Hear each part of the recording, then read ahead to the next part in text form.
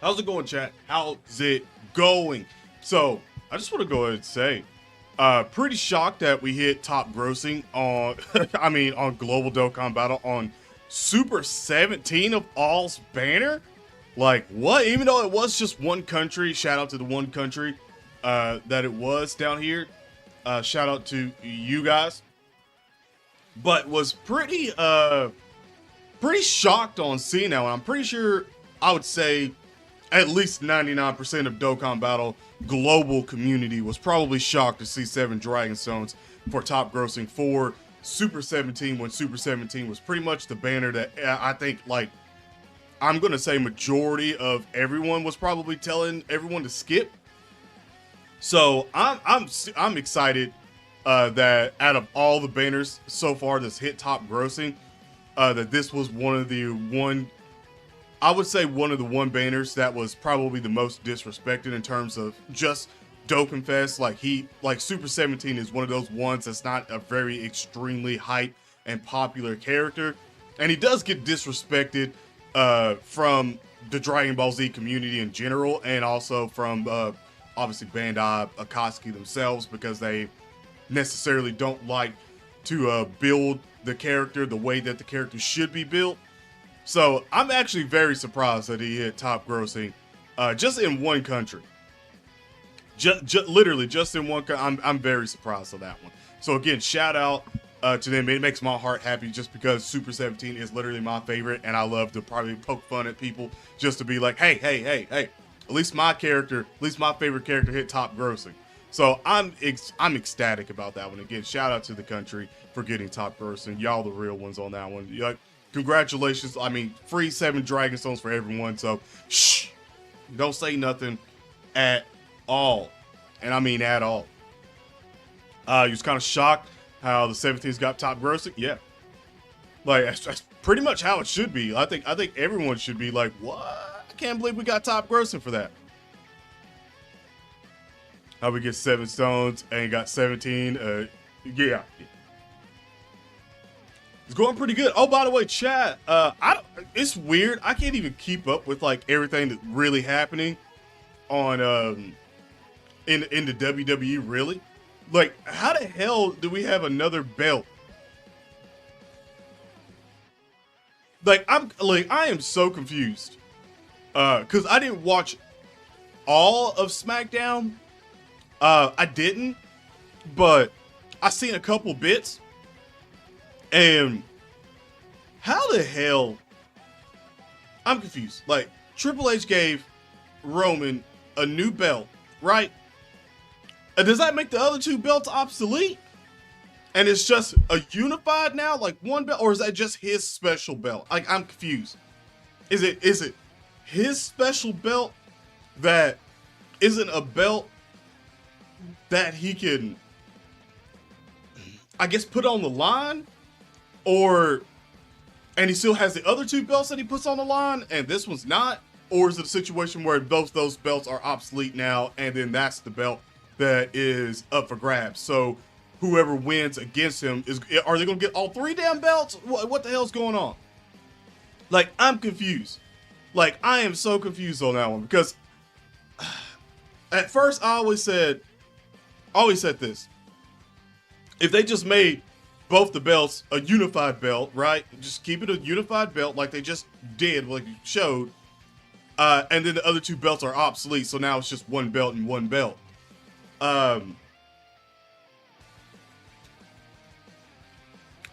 Is that how that's happening? Or, I mean, for all my WWE fans, really quick, is that how that's happening? Or is it a situation where those 2 belts are still up for grabs, and that belt's just Roman's personal belt because he has both the championship? Like, I'm confused.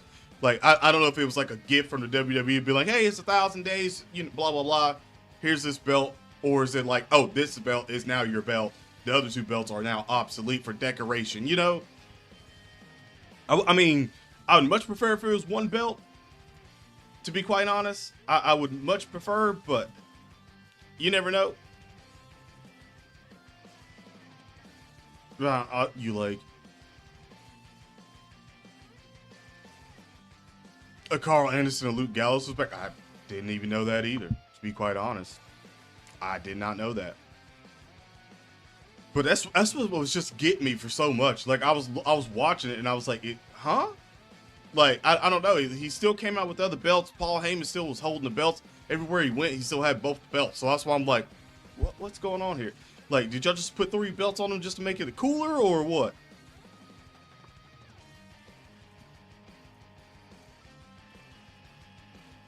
By the way, chat. Next week, are y'all excited? Because next week starts pretty much all of I want to say summer games showcases. Next week is the catalyst, so it'll be, I think the 8th is the actual summer games festival, and then after that it's like something else, and then it goes into Xboxes like showcases and stuff like that. I gotta watch the Flash movie. Oh wait, the Flash movie came out. Yo, I must be like wild behind because I don't even, my God, I don't even remember that movie even coming out.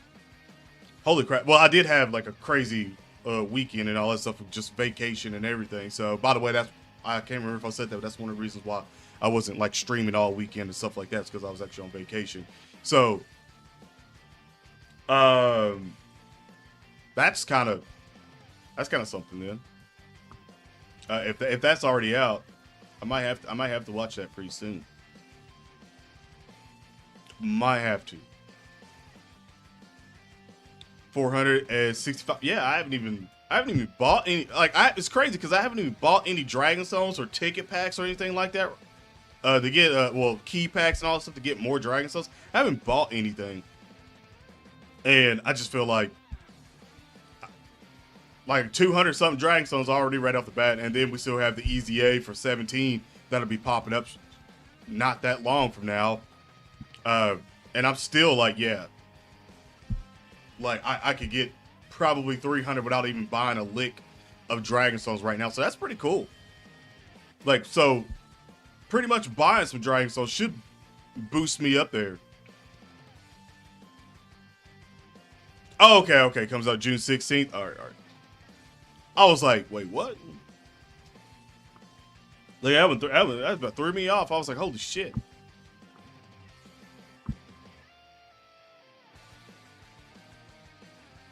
By the way, chat, are we feeling a little bit of the hypeness?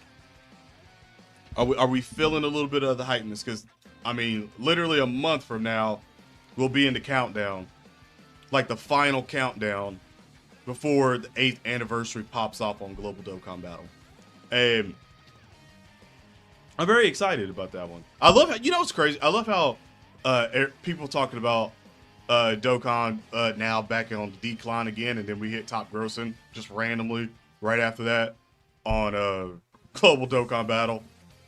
I don't know why, but that's just funny to me. Like it's just funny that everybody's like, yeah, we're on decline, and then we hit top grossing. It's like, huh? But let's go with Trunks. There we go.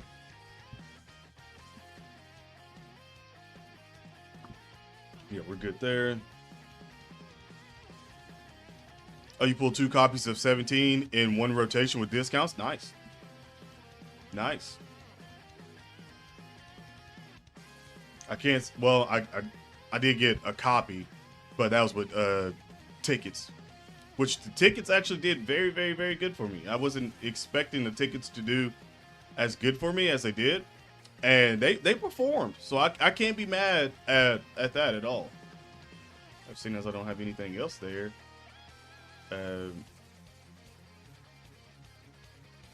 that's right, you guys are locked. Wait a minute, do I have an...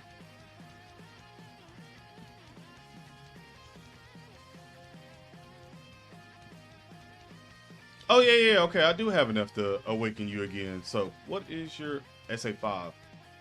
Just go ahead and train you up. I was about to be silly for a second, chat. Until I realized about caught me slipping. Not even gonna lie.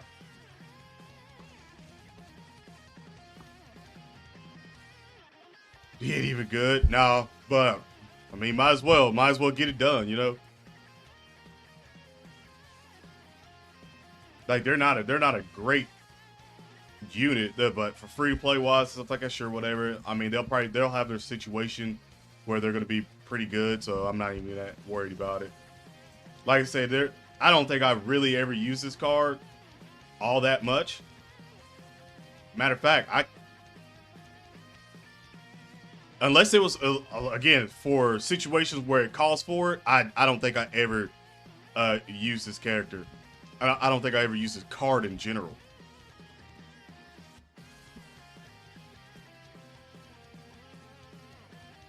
So there we go. Now we'll pop the SA 5 for 15, and we should be pretty good here in a second. And hold it. Champion. Oh, LLIW with a super chat donation. Y'all know what to do. Give them in a hashtag. Straight up in chat right now with the hashtag. Hold on. Hashtag Peace Shooter in chat. Appreciate the dono. My God. Been watching since you did the fake Dokkan Battle card series.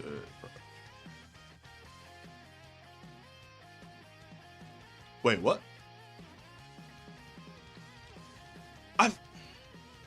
I gotta hold up. I gotta look that up because I've seen that game before.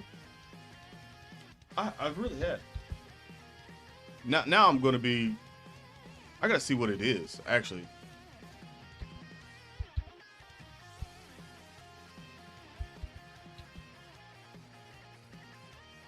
Hold up. Switch game.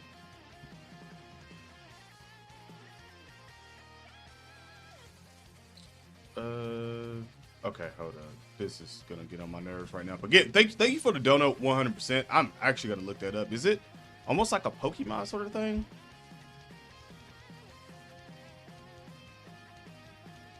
Oh, I love whenever my browser switches from Google. That's lovely. I don't even know why that happened, but okay.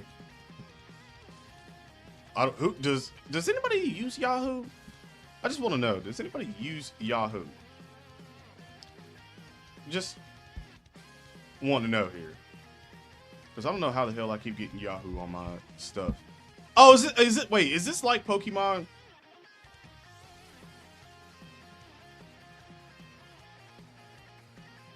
I want to say it looks like Pokemon.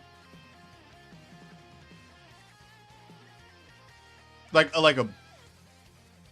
especially the layout of games. Yo, that looks straight up like Pokemon. It looks fun to play though. Looks like a way better. I guess that's what they're going for, but it looks like a way better like advanced, like Game Boy Advance game or 3DS or so. That's what it looks like. It's on a Switch. Just on a Switch? Is it just on the Switch or is it on anything else?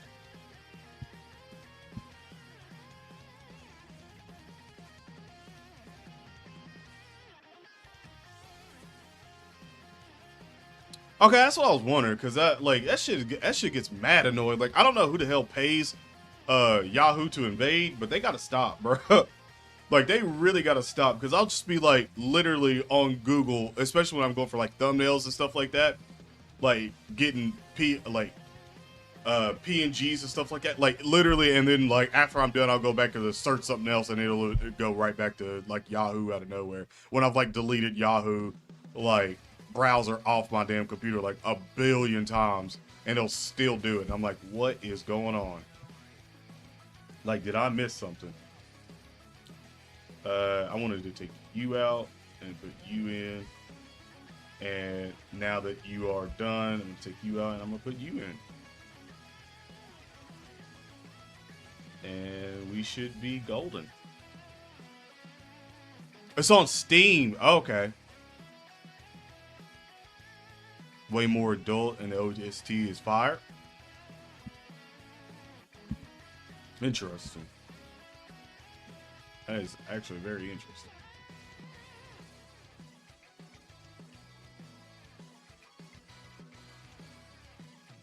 Honkai Star?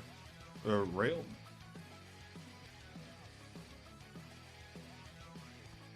Was it a Gacha game? Or is it like a console game?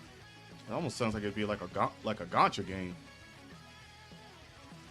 Little to no hype for the Annie. Just wait for the worldwide. I mean, I got a small amount of hype for the anniversary. Hi, how's it going? But I have more hype for the worldwide in terms of hoping that the worldwide is way better. Like way, way, way better. Yeah, I summoned for Super 17 and I got him. Like, very excited for that one.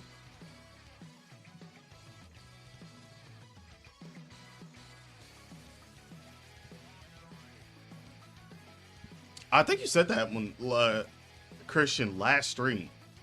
And I remember saying, yeah, because we need more. We still need a couple of Gokus from Namek. So, yeah. But I think you said that one last stream. Sagacho, okay. That's what I thought. You been getting addicted to your My Hero Ultra Rumble? My Hero had another game? I just remember that one being like I played it for a little bit on the channel. It was fun at the beginning. Like, I actually enjoyed the combat in that game. It was fun at the beginning, and then it just, I don't know why, but it I just didn't. It got so stale after a while.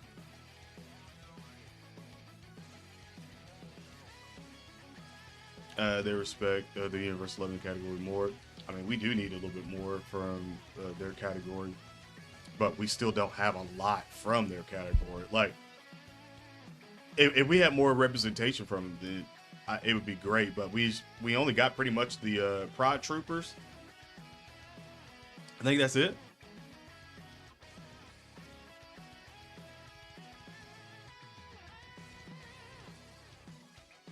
Oh, the creators of Genshin Impact made another game?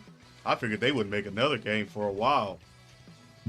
If you want me to be honest, I truly didn't think I'd see like another game from them for a hot minute, just because Genshin Impact was still doing pretty good for them. As far as I last remember, I don't really keep up with Genshin Impact, but as far as I last remember, Genshin Impact was still doing pretty solid. So that's why I never even thought about them making another game whatsoever at all. The same thing with like Akatsuki. I don't think Akatsuki's made shit. I don't think they've made another game at all since Dokkan Battles have been out. I don't think they have.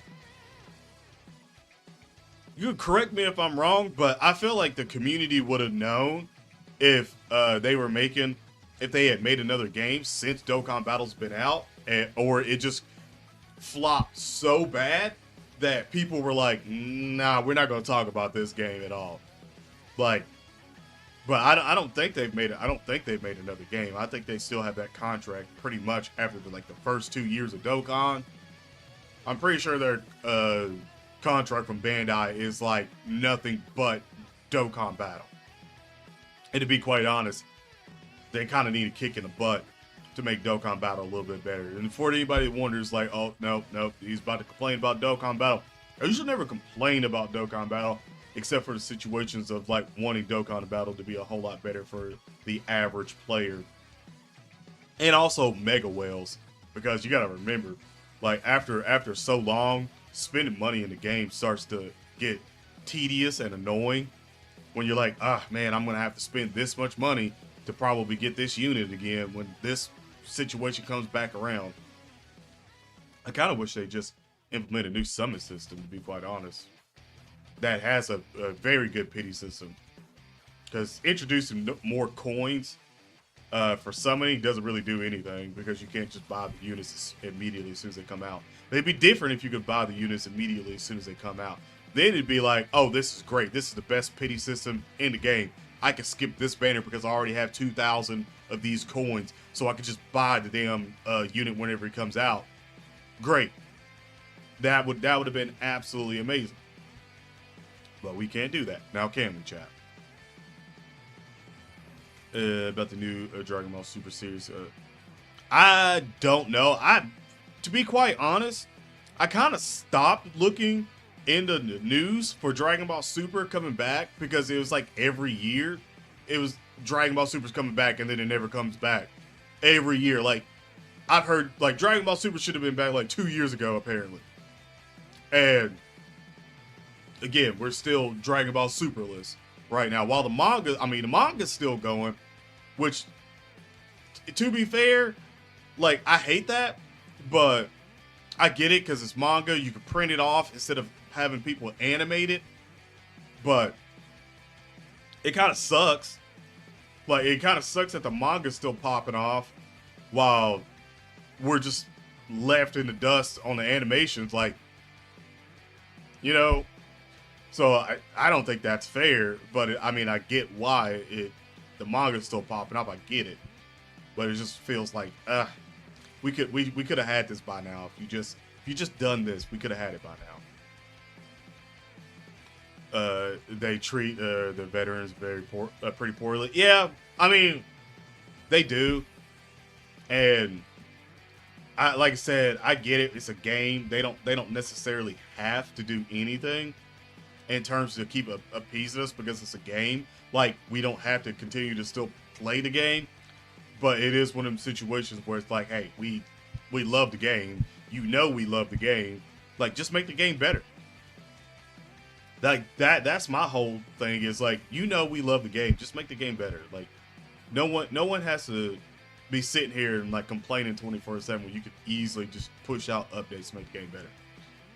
It's more of a principle of money than it is like of us wanting what we want. Like, it's not that. It's like that's why we get things sprinkled every now and then to sort of keep us excited about Dokkan Battle, and especially when we're not getting as much as we want out of it, especially from the community wise, especially from what I've seen from a lot of what the community said. Is that that was it? 32. All right, so I definitely need a couple more there. They should do pity 500 stones, featured unit. 1,000 stones guaranteed new unit. I mean, yes and no. Like, we have our step. Well, we do have the step up banner, but they don't necessarily feel like traditional step ups that you get from other Gacha games, because other Gacha games have, like, when you get to a certain point, it's ×2 rates for a featured unit. And then when you get to another point after that, it's guaranteed featured unit. And then it's, like, I keep bringing up Naruto Ultimate Ninja Blazing because they did it right, but they just got too money hungry and just kept giving Blazing festivals out all the time, and it also was like the same Sasuke and Naruto and Madara all the time. So I keep bringing them up, but they did it great, and they even did it like at like a certain stage. It was like you were guaranteed to get that new unit, and then again later on you were guaranteed to get that new unit. If Dokkan did that, it'd be amazing. Loki, I'm Loki, y'all's stream boss champion of the world. Loki, how's it going, my guy? I think it's been a couple streams since the last time I seen you in here. So how's it going? It's been a minute. Yo, hey, respect your stream boss champion. The crazy part.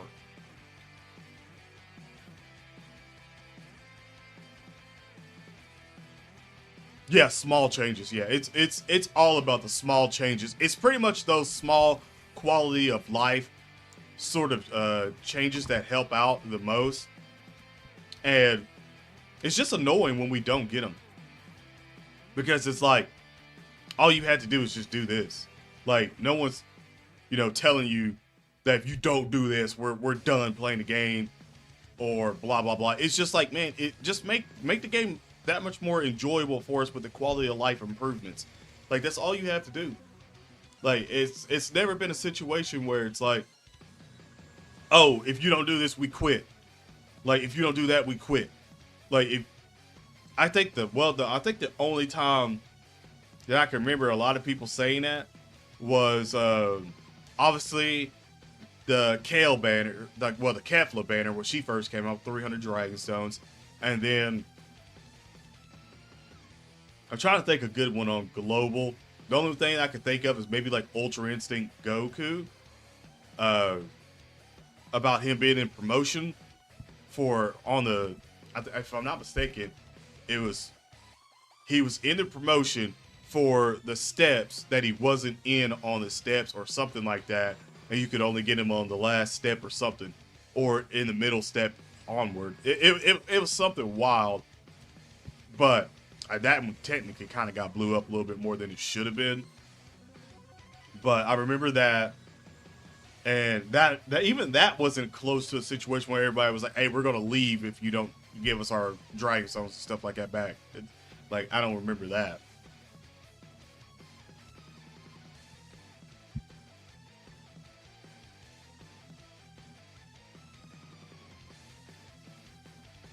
Ooh.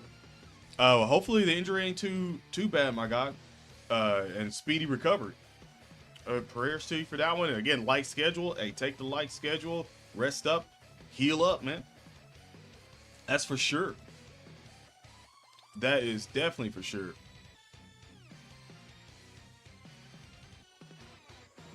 Fact,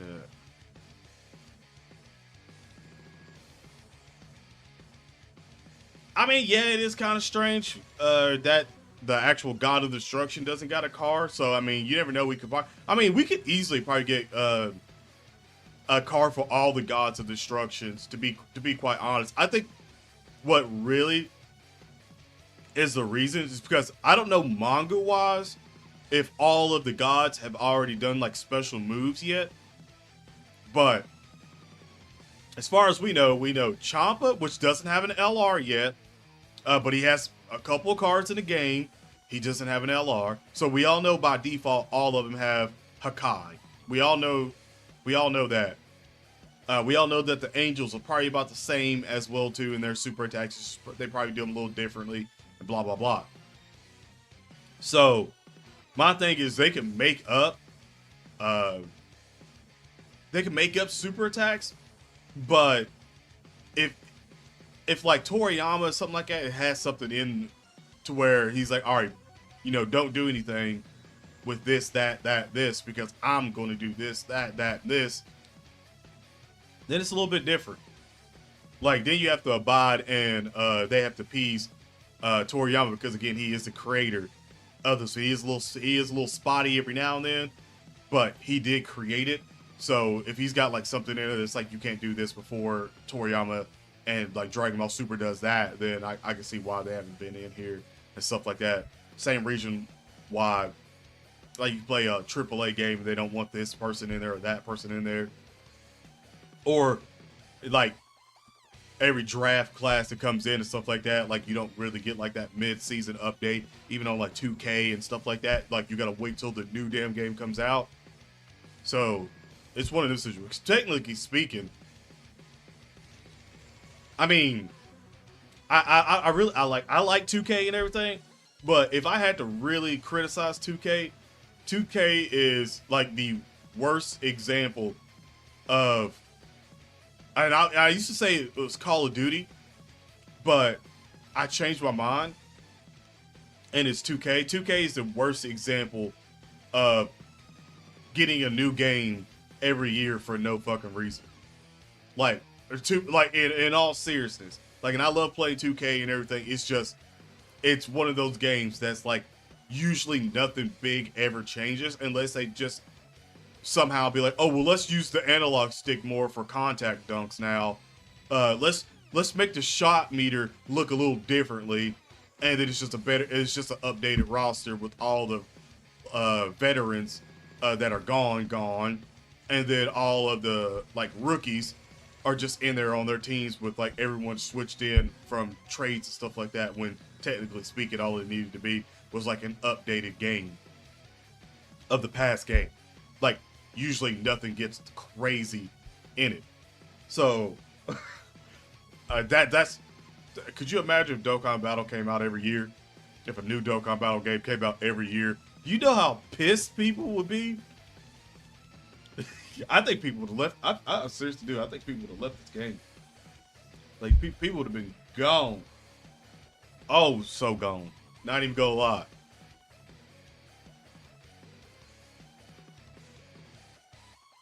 Waited out, understandable. Was the fact they didn't use Boruto characters, which meant repetitive. Yeah, well, yeah, because that like there for a while, I do remember on its last legs, it was like Sasuke, Naruto, Sasuke, Naruto, Sasuke, Naruto, Sasuke, Naruto, Sasuke, Naruto. Every time I turned around, there was another Sasuke and Naruto blazing fest, and I was like, didn't y'all just have that? And it got to the point that even the community was getting upset, like, hey, yo, what the fuck? Like, can we get somebody new? And they'd be like, oh yeah, Madara. Sasuke, Naruto, Madara. Sasuke, Naruto.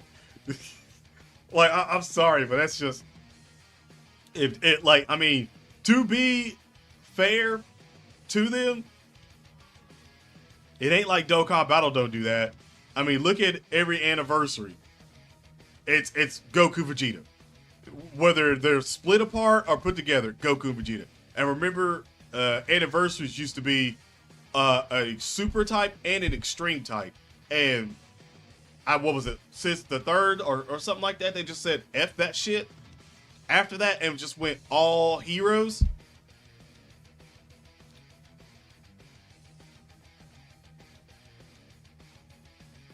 Like, I just want the next one to be like nothing but extreme. That'd be cool. Just give me all extreme next year. Like, I honestly, in my opinion, I think more people summon on the extreme type characters than they do the super types because they get tired of the super types. Matter of fact, chat, who are you more susceptible to summon on? The super or the extreme unit? I just want to know. Just in general, chat, let me know. Because I'm the type of person that I was summoning for the extreme unit first, and that goes for every banner now. Ever since I would go for the supers and just get absolutely obliterated because they were the most technical hype, I would go for them first because I'm like, well, I want to get the super hype character first, and then I wouldn't get him and I'd blow all my dragon stones, and I'd just be like, well, that's bullshit. So I started going for the extreme, and then I get the extreme or the character that was less hype or so, and then I'd start getting them and then do it and I just went that route ever since then. But I'll go extreme first because now here recently the extreme units have been way better. Like Piccolo Jr., I was like, yeah, we're going for Piccolo. Piccolo Jr. way better. Same thing with Goku, not Goku, but same thing with Gohan and Piccolo. I was like, go for Piccolo. Piccolo was way better. Piccolo ended up being the way better unit. Like, and Gohan, all Gohan users that got Beastless Gohan that didn't get Piccolo suffered a lot because they were like, I just missed out on like the best unit in Dokkan Battle right now, and still one of the best units in Dokkan Battle.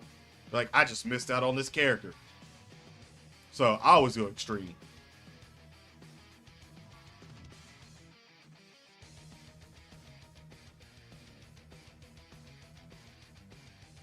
With units having both speed and stun. I mean, that was for the if I'm not mistaken, the multiplayer of PvP, right? Like with the map speed and all that stuff that they had. Yeah, that was pretty dumb. Like I'm actually not gonna lie to you. Like when I first seen it all, I was like, this is silly. Oh, and even on Legends, I stopped playing Legends PvP just for a simple fact that I was like, all right, I'm tired of playing people that's lagging and everything. Yo, how's it going?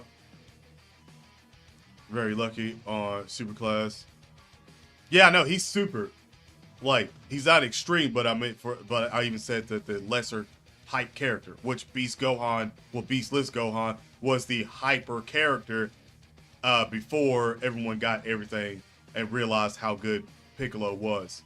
Like he was the A side and Piccolo was the B side. And then shortly after the banners were out, and everybody started to realize that Piccolo was the A side and Gohan was the B side for, beastless. So that's why it was one of those situations. I even still I tried to warn people on that one.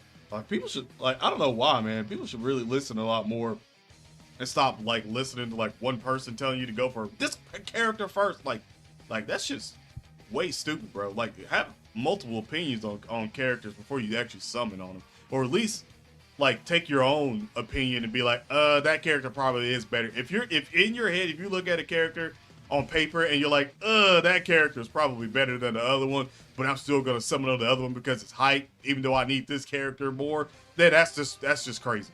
Like you're literally just actively being crazy at that point in time.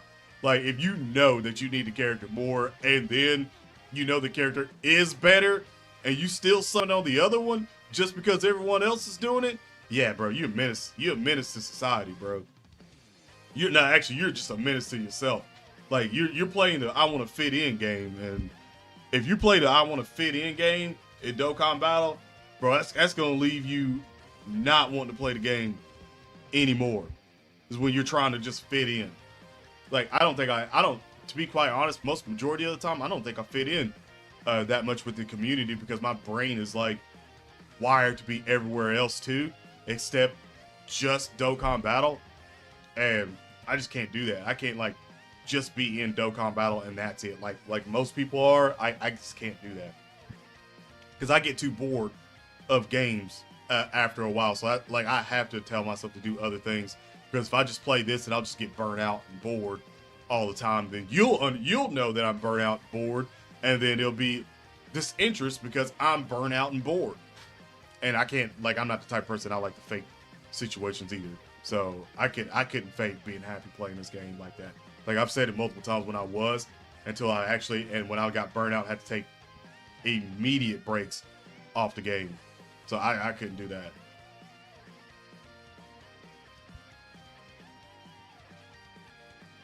Yep.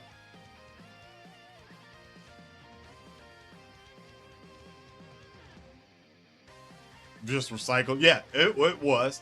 Like that's why I stopped playing them. Like that and the fact that everybody was like, "Oh, you need to, like you would get." Here's the thing that I think people don't realize that didn't play Blazing, that want PvP and stuff in Dokkan Battle. Like even PvE, I still don't want. I don't even know. I'm still on the fence right now of PvE because you got to remember, Dokkan. This is Dragon Ball Z. This ain't Naruto. This is Dragon Ball Z.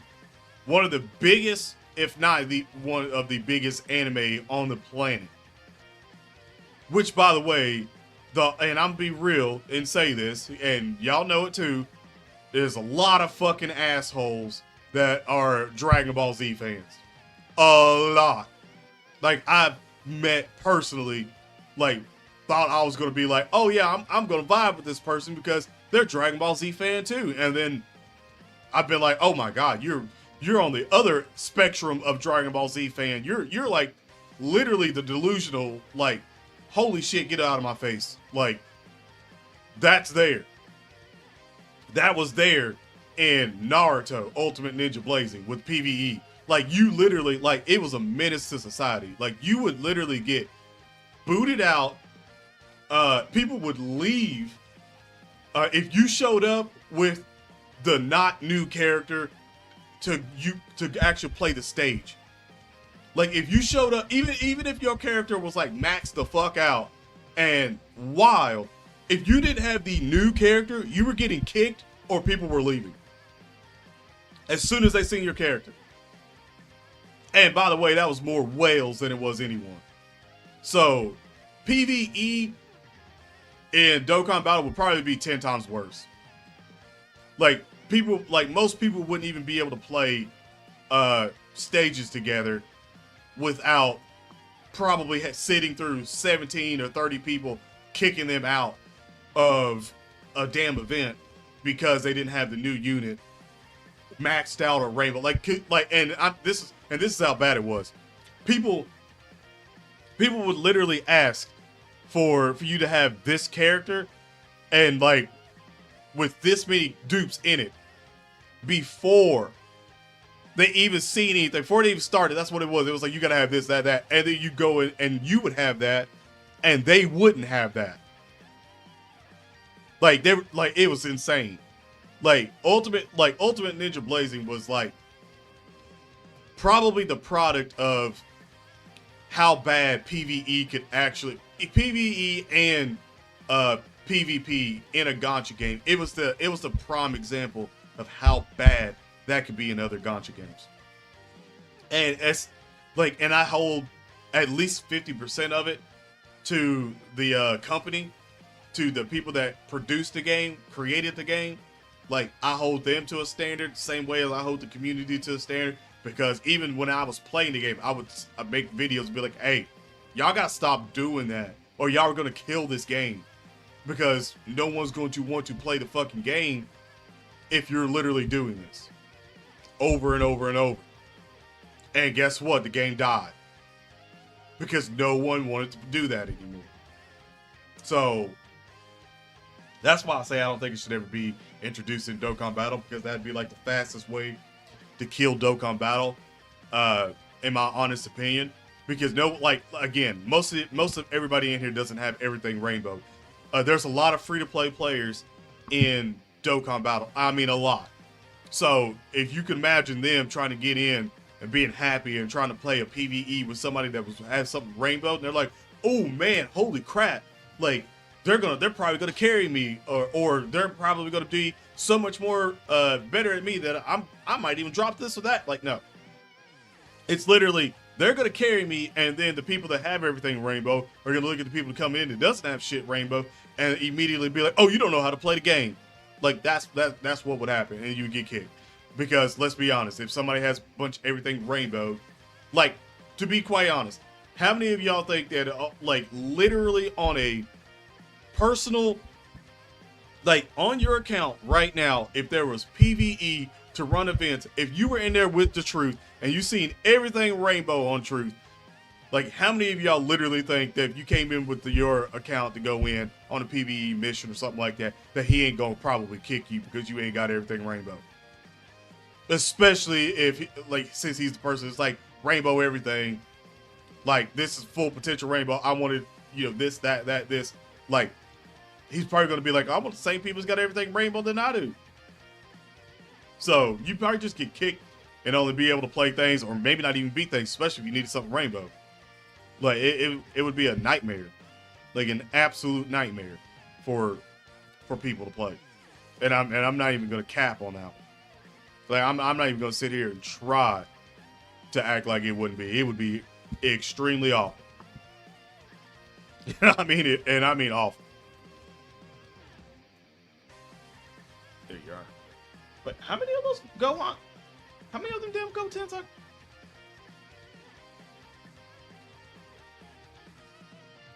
I know you're already. Yeah, Super Saiyan. Yeah, okay.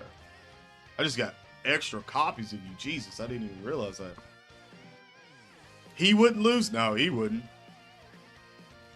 But maybe if it was a situation where it was an extremely hard event and the other people that was in there with him lost, and then first thing made him lose, then yeah.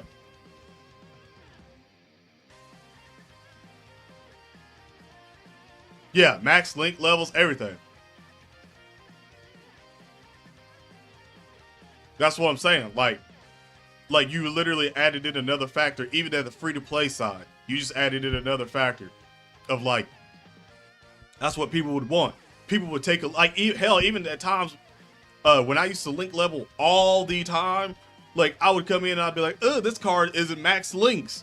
And I would literally search for a card that was max links, and even if it wasn't rainbow, I would take the max links over the rainbow, because I know that I'm getting way more out of the links than the max rainbow if I'm just missing a character that's at like 90%. With max links versus a character that's a rainbow, maybe like links are like the top link is a 5.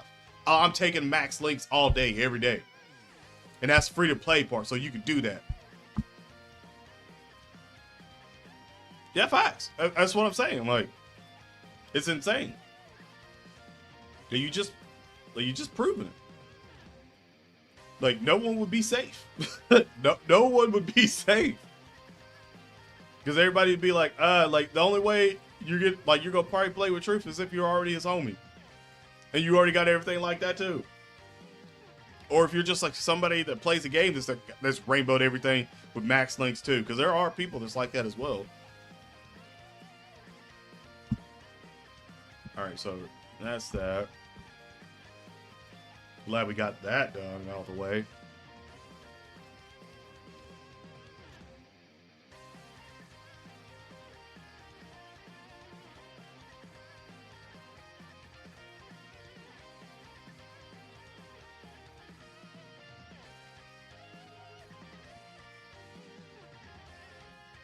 Yeah, because I value link levels over rainbow any day. I will say that right now. Like, if you roll up and you got all link level 10s, then I know you play the game more. Like, it's just not, that's like not a knock to anybody else that's spending money. That's just, I know that you're taking that unit and you're playing more.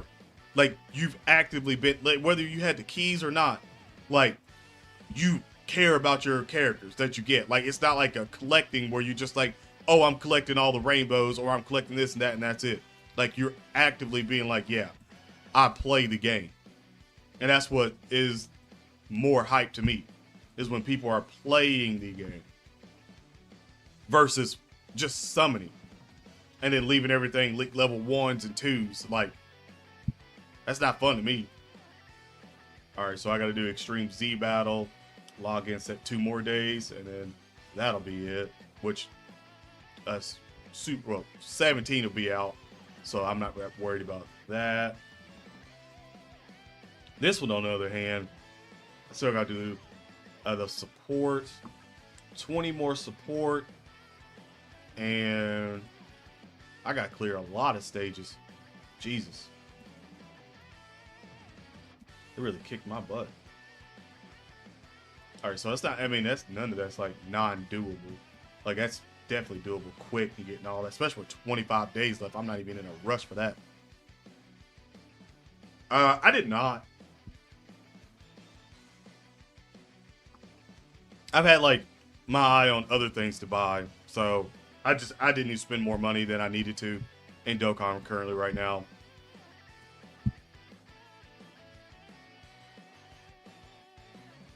Couldn't imagine like summoning and keeping units link low. You don't understand how many people I run into that have characters that are like 90% or 100%, and then I'll see and I'll be like, ooh, and then I'll look at the links and I'm like, oh. Like, you just summoned and that was it. Okay.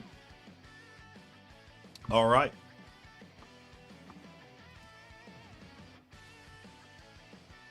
Okay, I didn't want to see that. Actually, let me just do extreme. It should pop up. Yeah. Like, I wonder if they got theirs. Okay, I haven't even been playing that much. Yeah, I was gonna say, I haven't been playing that much, and I got a couple 4s on there. Like, to be quite honest, if Dokkan added co-op raids, it would be cool to add friends. Well, yeah.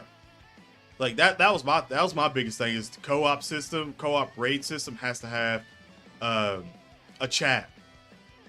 Like, if Dokkan had a chat at the top or somewhere while you were playing, or something that you can like pop over. Like, because, I mean, you're not on a time limit per se.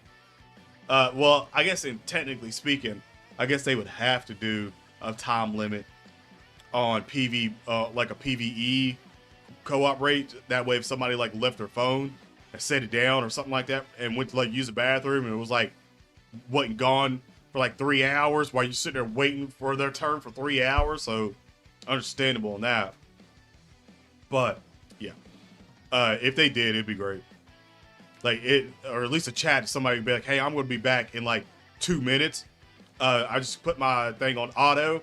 So, I'm sorry, but I just put my thing on auto. I get it. I understand. I ain't going to be mad at it. You only link level the top tier units. I link level all of, well, at first I had all LRs at the time link leveled, uh, all 10s, and then I started going out to the Dokkan Fest. The thing that I do last is more free to play, like TURs and like URs, stuff like that. Like those get link leveled last for me. Damn, I could have used some items there. I don't know why I didn't. Here, Hercule, let me come over here and use a couple of items. Damn, I might have to use a Dragon Stone on this stamina. Jesus. I ain't even trying to do that, but damn.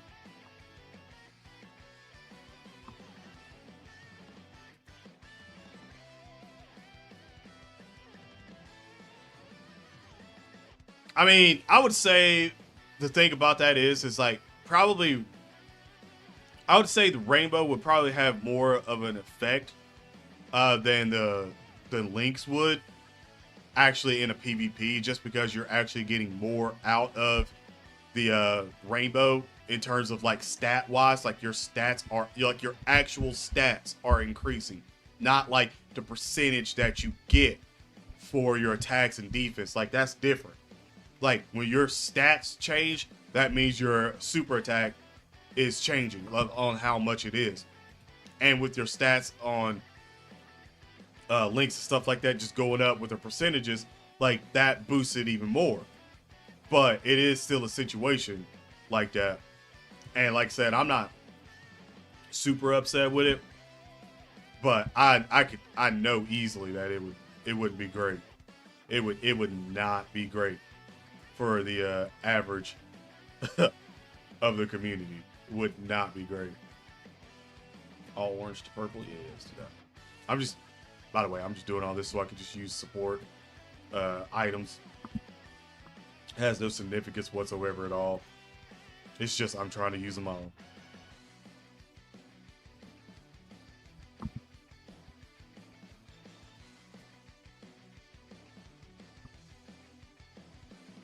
Go. Now we used 8, so it's 12 more. So I guess 2 more runs. 2 more runs and that'll be done.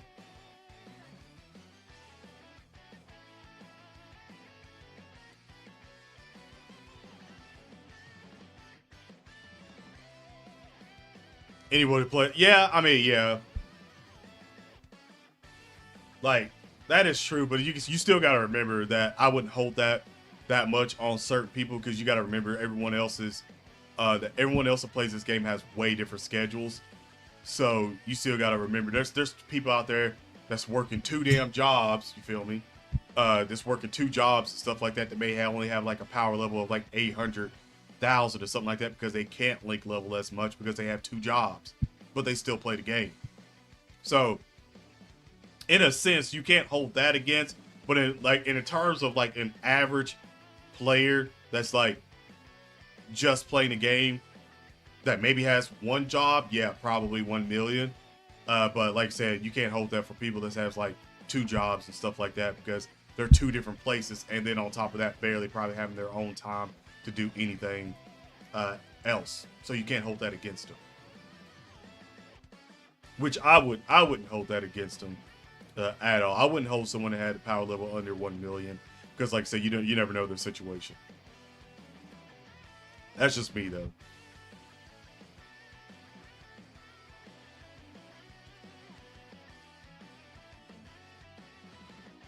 To use, yeah, newest units, yeah. Like I try to get my newest units done, that way I don't have to come back and do them later on and stuff. That is definitely one of those situations.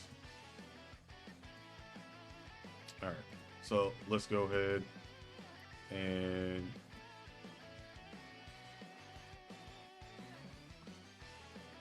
well, I definitely don't want to do that.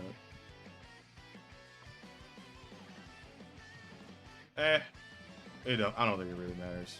I'm just gonna do it like I normally did it.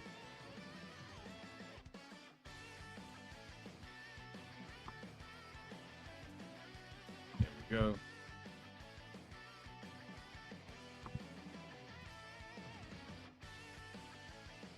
That's what I was gonna say, because that was like the reason why I fell out of link leveling so much, is because I literally have 2 jobs, so I can't necessarily link level like I used to. Which, again, if you're a long time subscriber on the channel, you know I used to link level like every damn day. Like I literally used to link level every day for like 5 or 6 hours on stream. So, like, I get it. Like not everyone can do that anymore, especially now. It's before I had 2 jobs. So once that popped off, I knew right then and there, I was like, I ain't gonna be able to do that. And it hurt. Like, if I kept the same way that I was, I would easily be in like 3, 4, 5 million.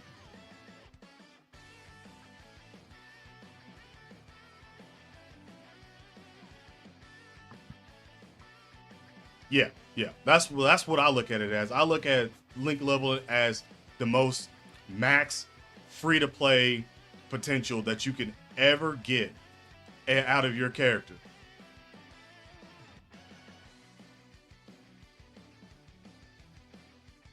Horrible dude championship.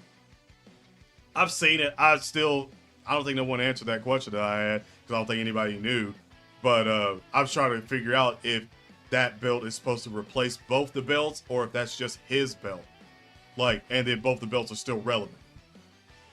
Like, that was my biggest thing that I was looking for. And by the way, let me go grab something else real quick.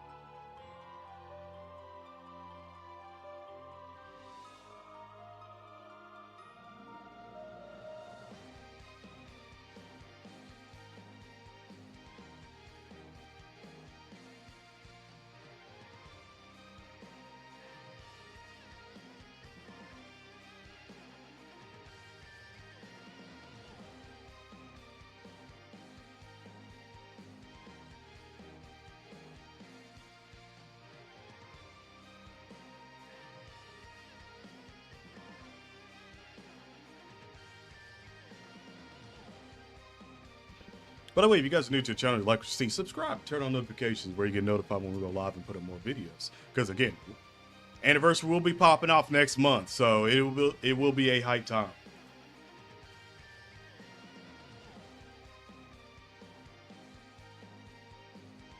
Yeah, that's what I was saying. Like, I was okay. So it does. All right, good. Because I was like, I hope that since it's undisputed, I was like, I hope that it does take away both those belts. So now it's just one belt, one belt. And the funny thing is if you look back on it, they're both gold belts. They're both black and gold belts. The World Heavyweight Championship and then the Undisputed belt are both black and gold. So to me, it feels like they're trying to go back in time where it was gold belts, where you didn't have like a bunch of silver on all the belts. It was like black belt with gold on it. Like, which I necessarily don't mind at all. Like, I truly don't. Like, I'm a fan of the black and gold belts. So I've always been a fan of the black and gold belts. So I'm excited for that one, but I won't say that I'm in love with that new belt of his. In my honest opinion, I won't say that I'm in love with it. I just can't say that. The more I think about it, I just can't say that.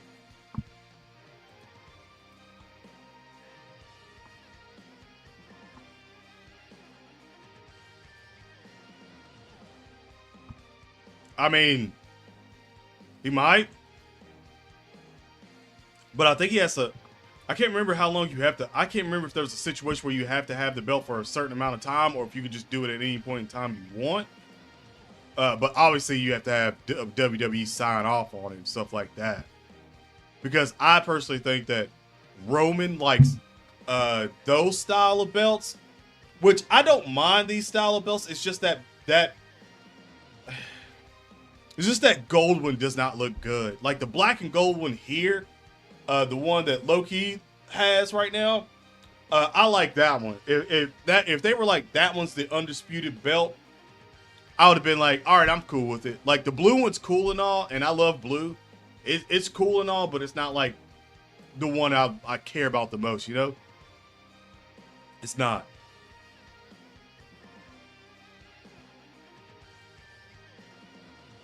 Hercule did not deserve that.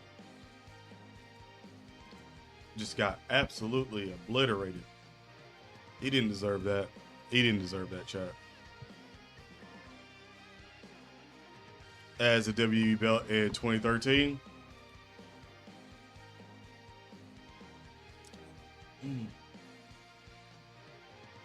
I don't know. It might be worse.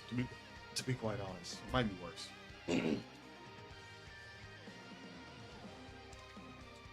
Yeah, I don't like how Brock Lesnar and Cody Rhodes feud is like as long as it is. To be quite honest, I truly don't. They're trying to milk the hell out of this Brock Lesnar and Cody Rhodes feud. Like I truly do not know why. I really don't. Like unless it's like a situation that I know Brock's going to put him over because Brock doesn't care anymore about putting anybody over. Like he still has people look good in matches and stuff like that. Like he'll do it from time to time, but I don't know, man. It's just I don't know. I don't like that they've stuck with it for so long. I swear they need to move on.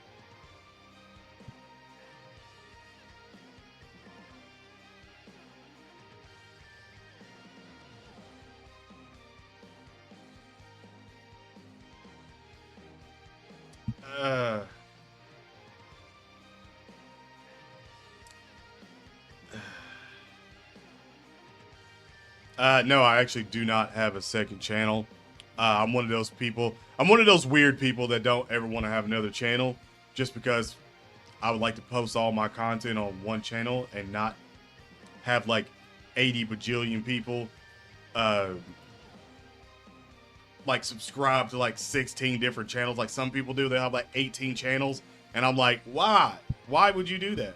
Like that does nothing but feed your own ego to be like I have like 10 channels that have over like 100,000 subscribers or 1 million subscribers. Like I'm so doing it. I'm like, no, it's just the same people that would subscribe to the same channel. Like what? By the way, hit the like button. I do want one of them plaques. If I get one of them if I get $100,000, if I get the 100,000 subscriber plaque, it's going right there. The gold one, damn, I don't know what I'd do with a 1 million subscriber plaque. I don't know where I'd put that one. That would be, I'd have to put that somewhere immaculate. I'm not even gonna lie. That's a word I don't use a lot either. Hope the tag titles turn gold with the black strap. I mean, I wouldn't be mad at it, but I think they are doing the whole gold black sort of era thing again. That's what it looks like. It looks like they're trying to get rid of like all the colors and just like, in my honest opinion, I think personally what they should have done is, don't get me wrong, I get what they did with the straps and stuff like that where they made it red and then they also made it blue for the brand. Like, I get that then, but in my honest opinion, just make the W for the champion or the letters on it the color of the brand. So again, so if you want to have a black and gold belt like they're going to go back to doing, it seems like, just do that and then have maybe like the inside, maybe have like just the WWE part, just that W be blue or red or something like that, and it'll just look better. Still keep it black and gold with just one color on it, which I still don't understand why that's not a thing. I mean, you can have the Intercontinental, which majority of the time the Intercontinental's been sort of like a silver sort of belt. Has always had that custom. All right, do the same thing, but then have it that way, and then same thing with the United States Championship. have the United States Championship W, United States color, red, white, and blue. Would have been fine if the whole strap was gold. I mean, like I said, I wouldn't be mad at it. Like, I mean, it's crazy how the actual WWE like fan base does more and comes up with more than the actual creative team. Like, they just listen. Like, it'd be so much better. Because in my opinion, I like that idea more than I like those belts. Those belts would look way better if it was just the WW, like the actual W color on the belts represented what it was. Now, oh my, it would look so much, look clean. Look absolutely clean. Would I ever live stream other games? Yeah, I've live streamed Budokai Tenkaichi. I've live streamed My Hero, One Piece at times. I've actually live streamed a long time ago, Call of Duty, all that stuff on the channel. Like, I do want to get back to doing that, and my biggest thing is I want to stream GTA when it comes out. Like, when the new one comes out, I'm wanting to, I'm literally wanting to either be here, if I'm still living here, I'll probably bring my Xbox up here, Elgato, and all that stuff, and then just stream it through that while I'm playing it still on Xbox and everything. Like, I've had a lot of different ideas on things that I wanted to do. It's just I haven't really done them yet, just because it would involve me moving a lot of stuff, and I really don't want to do that, so I haven't done it. But yeah, I've wanted to do a lot of things, to be quite honest. Really, Pretty Deadly was with oh, interesting. I didn't know that. I did not know that. So let me check my mission things for a second again. Hello? Okay.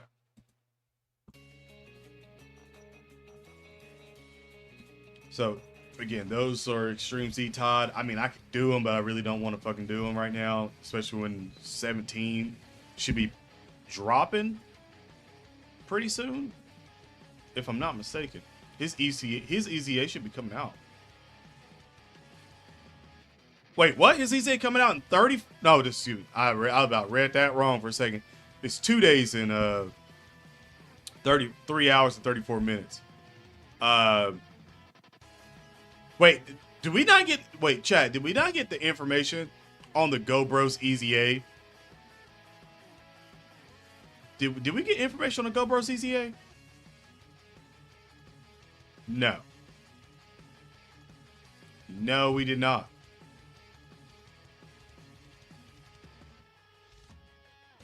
Damn, dude. I think they're going to be insane.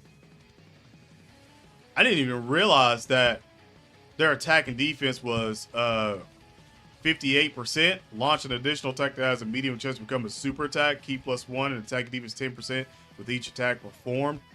Key up to 5 and attack defense up to 100. So pretty much it's 100. At best case scenario, is 158% damage and defense.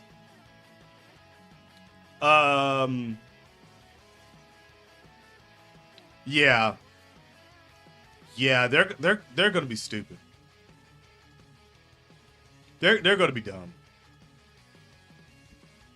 I have a sneaky suspicion that their attack and defense right after the beginning is probably going to be 158%, if not more. Hell, it could be 250. Jesus, if it's 258%, and then they make the passive that much faster with the key +1 attack and defense 10%. If it's like key +2 and attack and defense 20% with each attack performed up to 100, or even if they go 120, would make them that much faster at building up and that much easier. I could easily see that, and they would be, godly, they'd be a nightmare. And I think I got them rainbow, possibly. They would be insane, chat. Like, absolutely insane.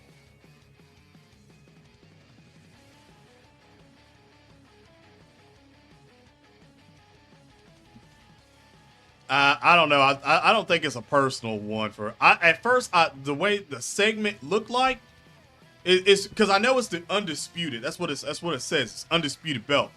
But for some reason, I don't know why, it just made it look like in that ceremony that it was just for him. Because Paul Heyman still had both the belts. He took one of the belt off, put the other one on, and stuff like that. But it's like they still had the belts always invisible. In a visible shot, the belts were always visible. Like, as in, like, hey, these belts are still relevant. Which is weird whenever you're showcasing a belt that's supposed to be the joint belt of both those belts. So, I don't know. I'm hoping that I'm just looking into it a little too hard. To be quite honest. I'm hoping that it's not.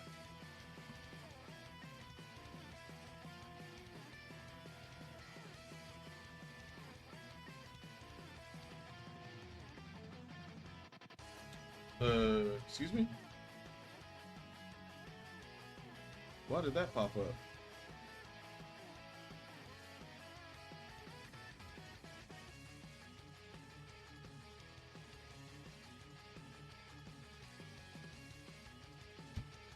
I don't know, child. We got next week, again, is all summer showcases and stuff. I'm getting excited because I think the rest of the world is kind of catching up and is getting excited too mainly for the Xbox showcase.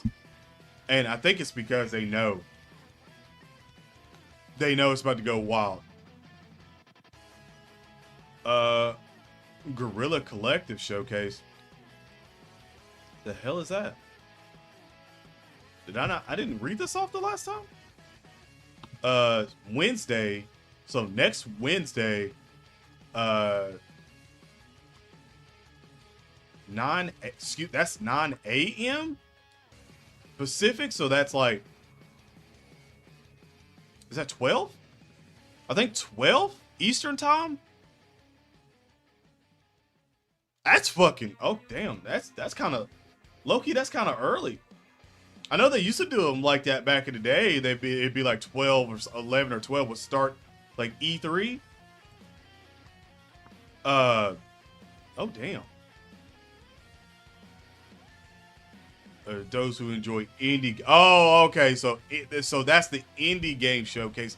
Chat. I don't think no one cares about the indie game showcase all that much, and it's not to be a knock of the people that make indie games, because there are some really good indie games that come out, like some really good indie games, but I don't think people are that big. Chat, are you that big on watching the indie game stream?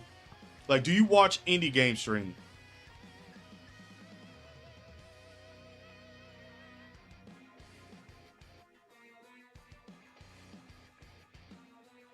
Oh, are you talking about that wooden belt that he had? That was kind of, it was kind of weird. Like,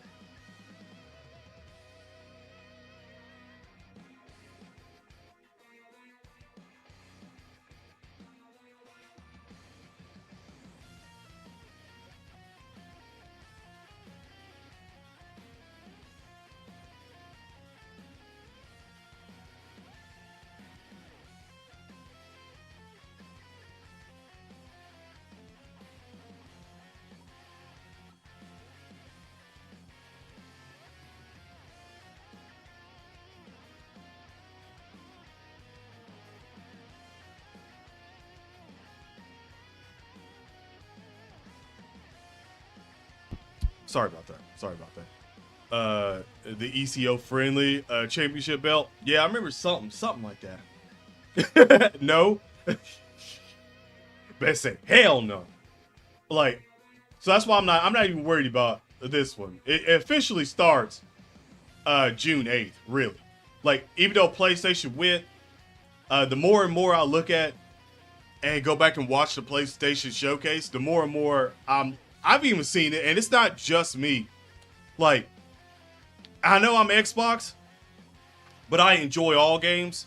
So I always say that every time I'm doing these streams that I enjoy all games, and anytime I see a game that looks incredibly good, like I'm giving the props, whether it's on Xbox, PlayStation, PC, Switch, whatever.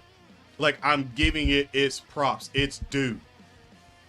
So, in my honest opinion, PlayStation Showcase, and it for me is the more and more the days go by, or weeks really go by, the more I'm just like, yo, that wasn't that great of a showcase. Like low key, it really wasn't. They showed a bunch of games. Like they essentially done the same thing that Xbox did for so long, as show off a bunch of games that were multi-platformed, with maybe a couple of games that were actually exclusive, and people were like, yo, what are you doing? Like, you just showed off multi-platform games. That's all you did. Like, you didn't, why'd you have a showcase? Basically about the same way here. I have a couple of reasons why. One is because they wasted way too much fucking time invested in Xbox acquiring Activision Blizzard, and all their time was there trying to stop the merger instead of developing more games and putting more money back into the games than it should be. Because here's the thing, Xbox wasn't doing anything in terms of that with their money when it comes to anything PlayStation wise, whatever. PlayStation was doing this, this, and running shit for a while. Xbox wasn't doing anything like that. So as soon as Xbox started, PlayStation started getting scared. And that's why I always say, in terms of like tactic wise, you could easily tell that PlayStation, Sony's very fearful. Sony is very fearful that the console wars are going to go right back to how it was when it was the Xbox 360 versus the PlayStation 3, whenever the Xbox 360 was top dog and PlayStation 3 was just lagging behind with its tail between its legs. Like, can I get in too?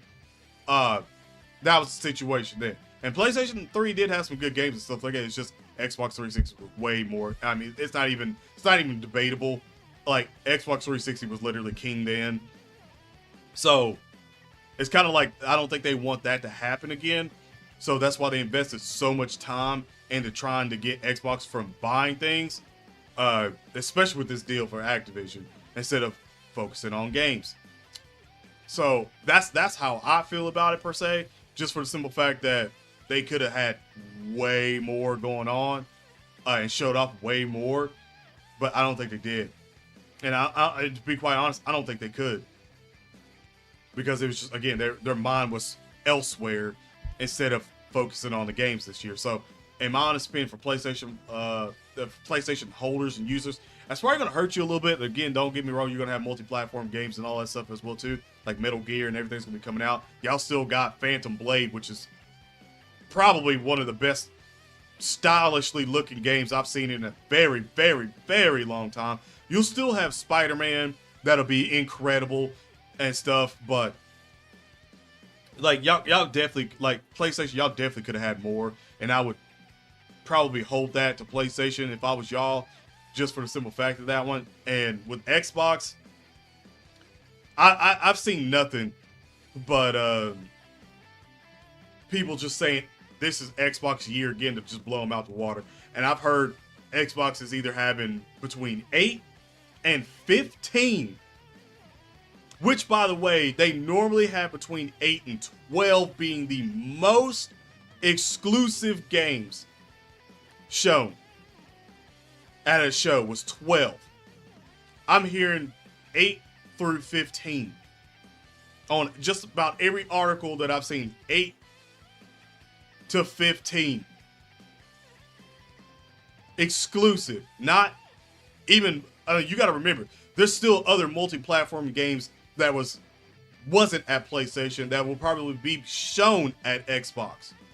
So you still got to remember, like, there's still, and I'll say this loosely, because as much as I wanted to see Budokai Tenkaichi 4 at PlayStation,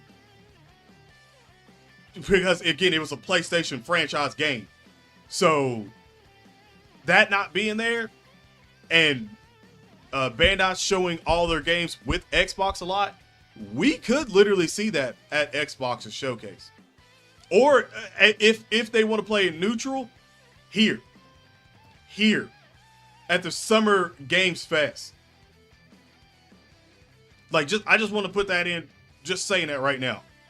It could be there at Summer Games Fest because it is a neutral ground. And again, for a lot of the companies that don't want to take like a complete stance and be like labeled as like being an Xbox or being a PlayStation, there you go.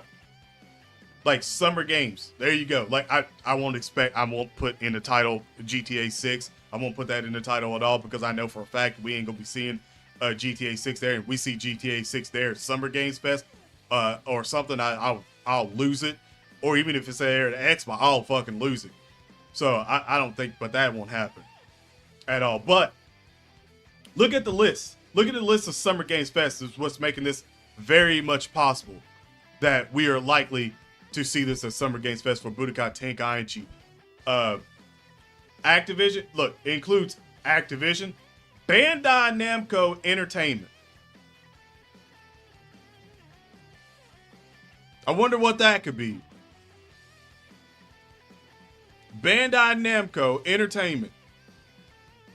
I wonder what game that could be, if not multiple of. Capcom, CD Projekt Red. Obviously, that's going to be the Cyberpunk DLC, Phantom Pain. I'm going to tell you that right now. If you've never played Cyberpunk, if you have not played Cyberpunk since it got better with the 1.5 patch, I will immediately tell you, hands down, if you are an active subscriber of this channel, you know that I used to talk about how this game was dog water and everything. And it was one of my most anticipated, one of my most hyped games to play. And it was dog water when it first came out. For like a year, and I think maybe like a year and a half or so. Dog water. It's literally, in my opinion, probably a 9.5 out of 10. And the only way this gets a 10 out of 10 to me is if literally this DLC, Phantom Pain, is amazing too. And then it's a 10 out of 10 game. I'm being dead ass 100%, 180 from like a 2 out of 10 to literally could be a potential 10 out of 10. That's how good the game is. So I'm telling you right now, if you have not played, I'm looking directly at you.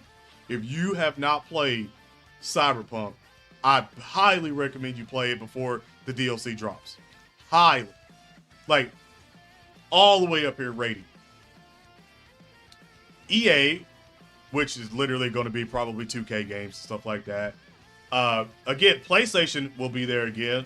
So, and Xbox, which I doubt PlayStation.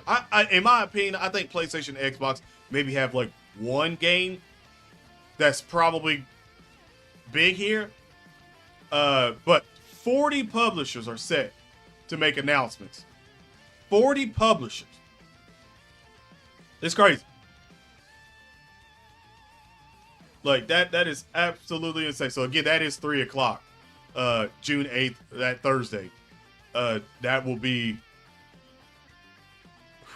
that's going to be something. It's going to be something. Jump Force, God no. Everybody, I think everybody does remember Jump Force. It's just, it was Jump Force. So, I think everybody just said, you probably have so many people there, as soon as I say Jump Force, just shuddered a little bit, like, no, not again. Please, no. Don't make Jump Force 2. No one wants that. Bandai Namco. I mean, Budokai Tenkaichi 3. Them announced Xenoverse, Fighter Z2.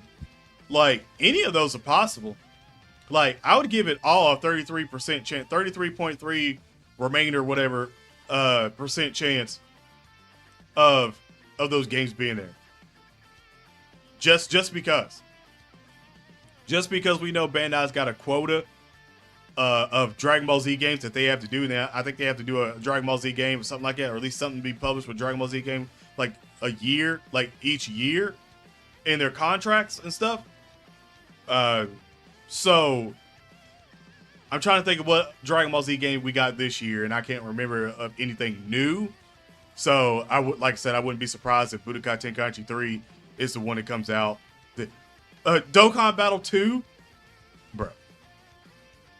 Am I going to? Yeah. I'm going to be streaming this. I don't. Well, this is the same day, so I don't know per se, because this is just the devs probably talking more about their games and stuff like that. So they probably have a selection of games that they'll be talking about and stuff. What is that? What is the Skull and Bones from Xbox?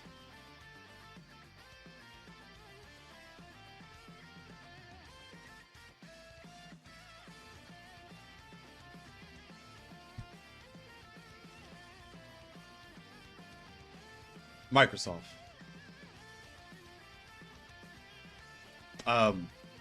Skull and Bones. We've got that one trailer for Skull and Bones, and nothing since then. No updates. No nothing. No nothing.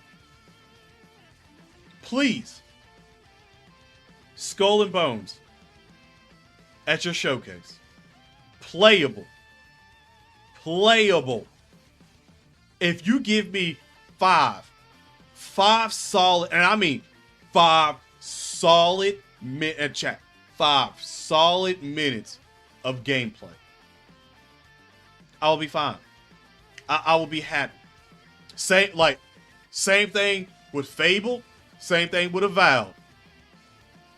If you give me a 5-minute trailer that's got gameplay,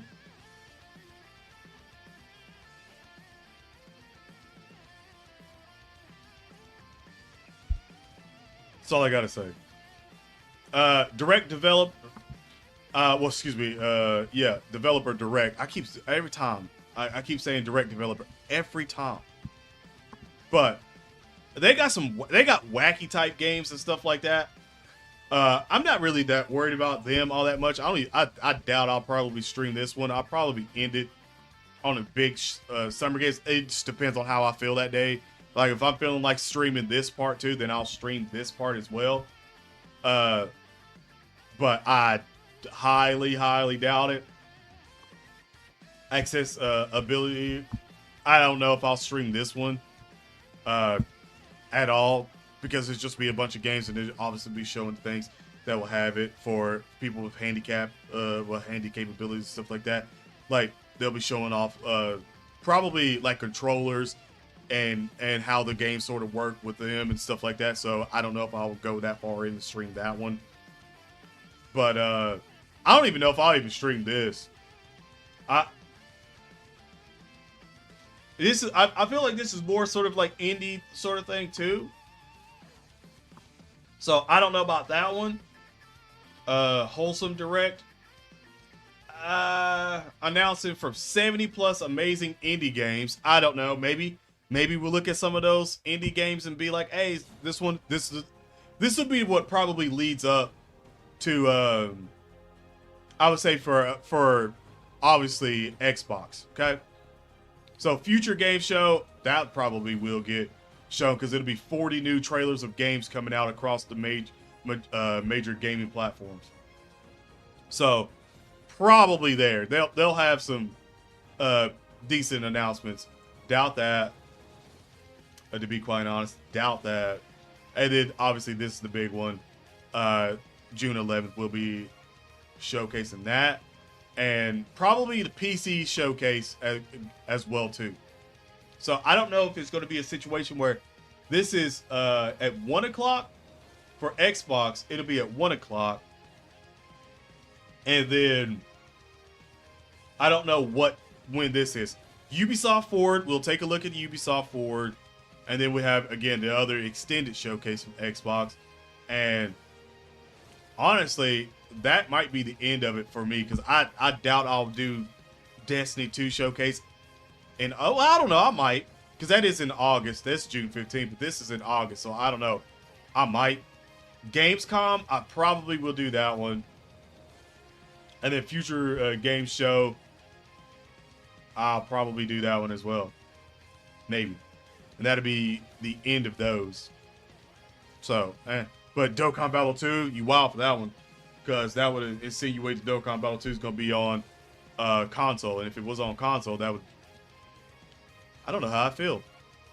I think a part of me would say I would be extremely ecstatic if Dokkan Battle 2 was on the console. But I think still a part of me would probably be upset. Because I'd be like, they put it on console now. So now it's going to be competing with other games too. So it won't be just mobile. Like, I don't know, man. I don't know, man.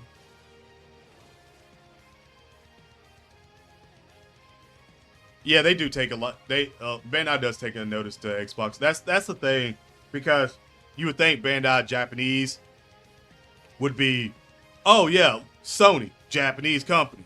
You think they would be like, yeah, let's do that. Like 100%, everything Sony all the way. They don't. They truly don't. I don't know what it is, but Bandai, for some reason, really enjoys Xbox. Like really enjoys it, and it's never. I've never been like, oh wow, I can't believe they actually really do so much, but they do. I don't know what it is. You would think it would be Sony, but I mean, Elden Ring, I think was first shown at an Xbox showcase, and then the following updates and stuff like that, I think came from Xbox showcases.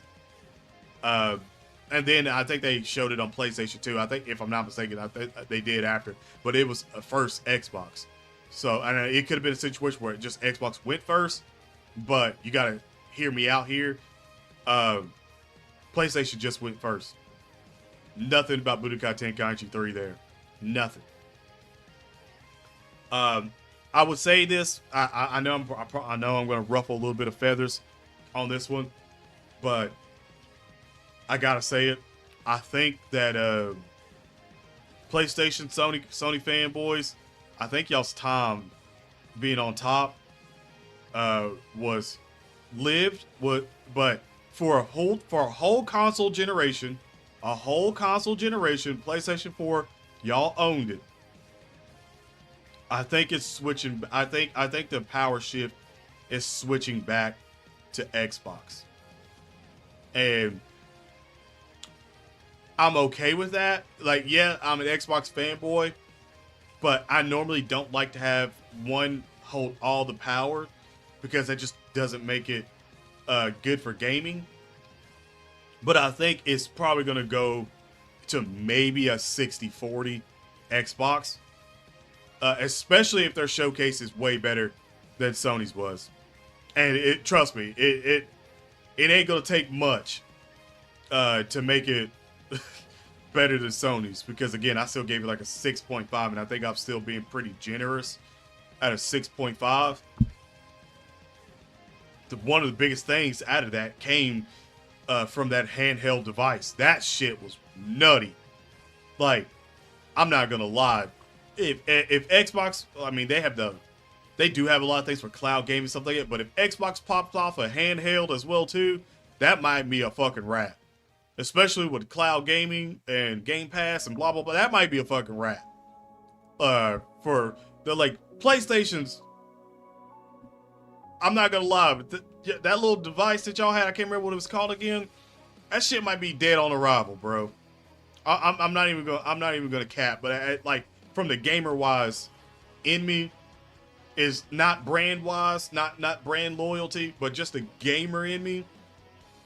Yeah, the Sony one would be dead on arrival, because I'd be like, why would I get that when I could just get this one that's probably going to be cheaper and probably going to have Game Pass on it, which is going to have so many day one Game Pass games on it. that probably won't need to be live from Xbox Online all the time, why would I buy the Sony one? Especially if they say that if the handheld is independent from the console. Like if they're like, yeah, it's independent from the console, but you can hook it up to the console and play off of it if you want, but it's independent from the console. I'd be like, yeah, you're dead on arrival, bro. Like ain't nobody gonna want that.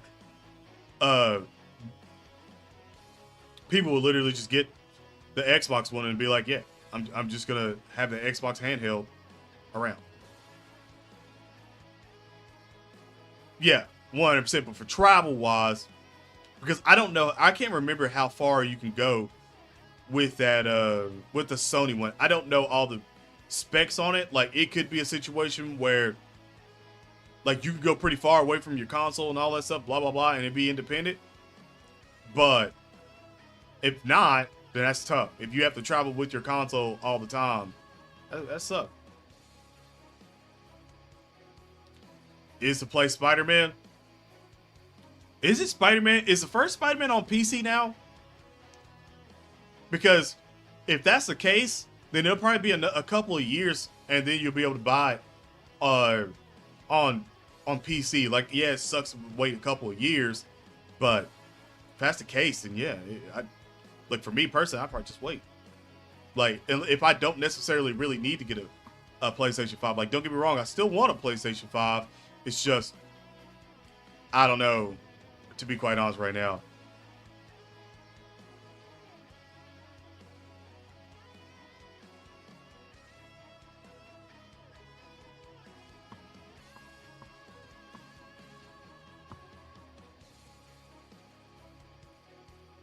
Oh, so both, okay, so that both of them were on PC. Oh yeah, then right, for PC players, then you got to already look at PC players like, oh, we'll get that at some point eventually then, because you got to remember, PlayStation did used to do that. They didn't used to bring port their games over to PC. They did not used to do that. So the fact that they are doing that is something, because again, it is Microsoft. Like, unless you have an Apple, then yeah.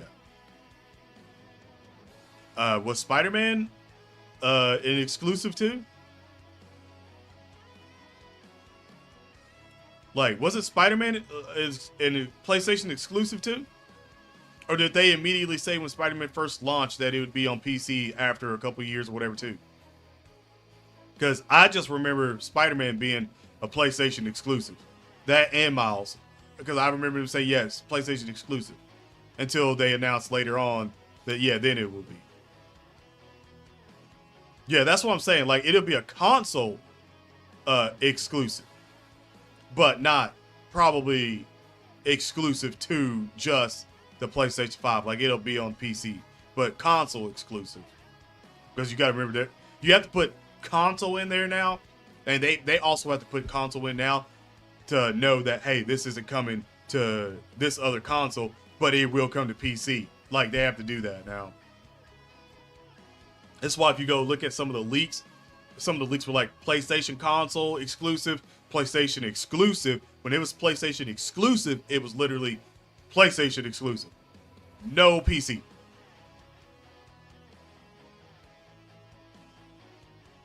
Now, it had to be a console exclusive since it came to PC. Like, it had to be a console exclusive. Oh, no. Excuse me. I'm getting that backwards. It had to be a PlayStation exclusive. Console exclusive would be like, yeah, it's only for just that console. But PlayStation exclusive would be like, yeah, it's only for PlayStation, but it can come out for the PC. Console exclusives, I was getting that mixed up. I was having a brain fart there. I was getting that mixed up. Console exclusive is just strictly console. PlayStation is, hey, it is PlayStation brand exclusive, but then it'll be able to go over there. So it's not just a console exclusive. Do I think Gear 5 will be more hype? Oh, Gear 5. Oh, okay, Gear 5. I don't know. I've seen Gear 5th in the manga. Once it gets animated, I don't know. It'll be extremely nutty. If you read the manga, you know it's gonna be nutty. But Absolute Zero with that membership for 26 months. You already know what to do. Get them in hashtag. Straight up, it's chat right now. I don't know why I was about to give you a pea shooter on that one. But all members, you got me, Bears, and Weast in chat. Again, thank you for being a member for 26 months. Over 2 years, my guy. Thank you so much. Pulled new suit for 17 and 200 stones. There you go. Back to saving. Back to saving. Off of Weast animation, back to saving, man. Yeah, even Last of Us came to PC. Yeah, that's what I'm saying. Like they're knocking everything on PC, bro. Like, which again is Microsoft. So technically speaking, Microsoft gets a copy of that money. You feel me? They get a cut of it. Not bad. That's pure link leveling. That's no actual keys and stuff like that. If there was keys, that would be all 10s. That's pure link level, and I appreciate that. Matter of fact, has any of my units got a link level since? Chat, I haven't even been paying attention.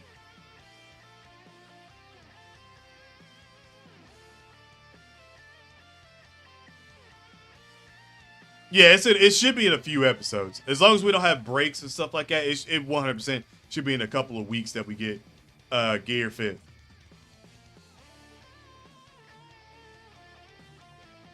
Cheeto dust. Actually, I like Cheetos, but I don't ever mess with them. I feel like I'm more of a Doritos dude. Like, I mess with Doritos more. I mean, now that you said that, I gotta look at my drawer. Because I just re-snacked the stream snack drawer. Cheez-Its. Ruffles. Cheddar sour cream. You know cheddar sour cream. Always gotta have barbecue on hand. Again, spicy nacho.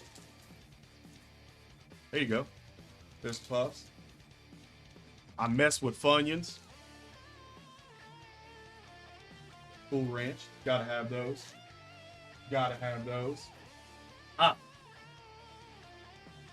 And chili. First of all, let me just talk to you about this for a second. I'm not gonna eat these. I was thinking about it for a second. I'm not gonna lie. I was thinking about it.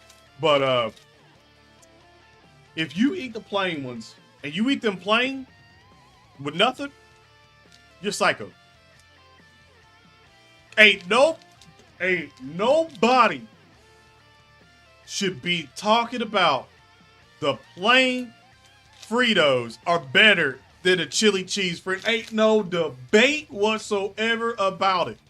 The chili cheese is way better. Like, no. If somebody say, you might get a front hand and a back hand. Like, real talk. I collectively, I don't mess with salt and vinegar, bro. I'm not a big salt and vinegar fan. Like, Icy Wifey is.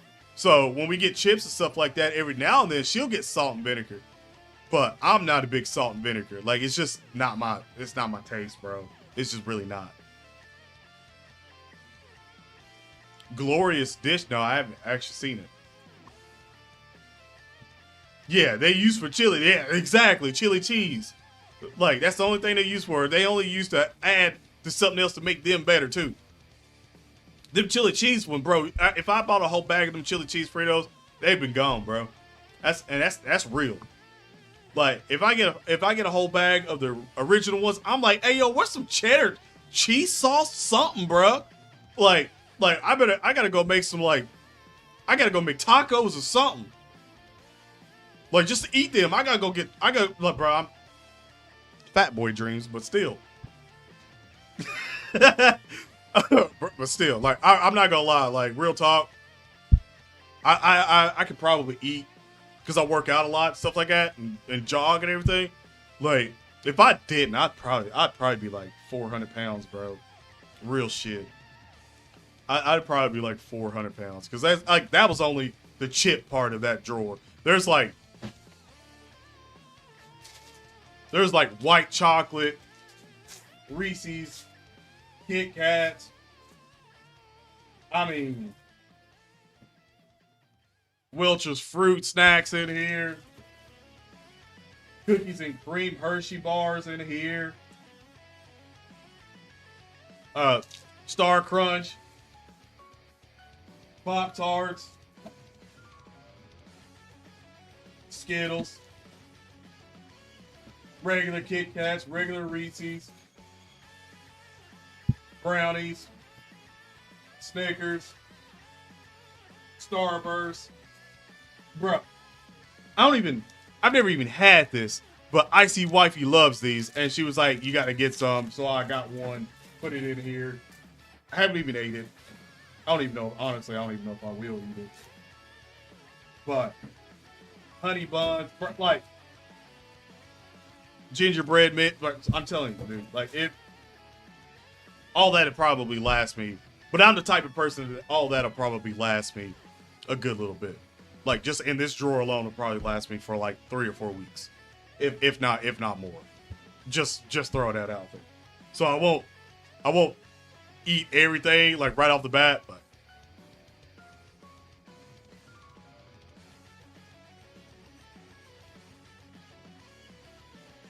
yeah. Like I do. I'll put headphones in, and I'll just go work out.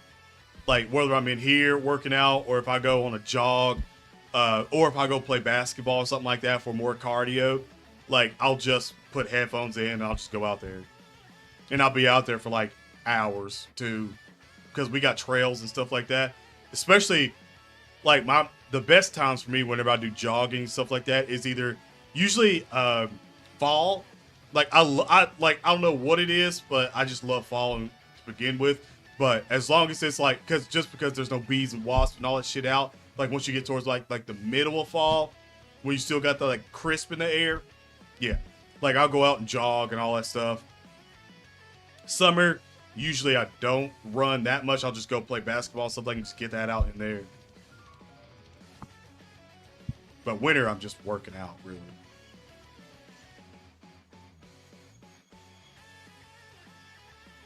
Gotta be a lunatic to eat the plane ones.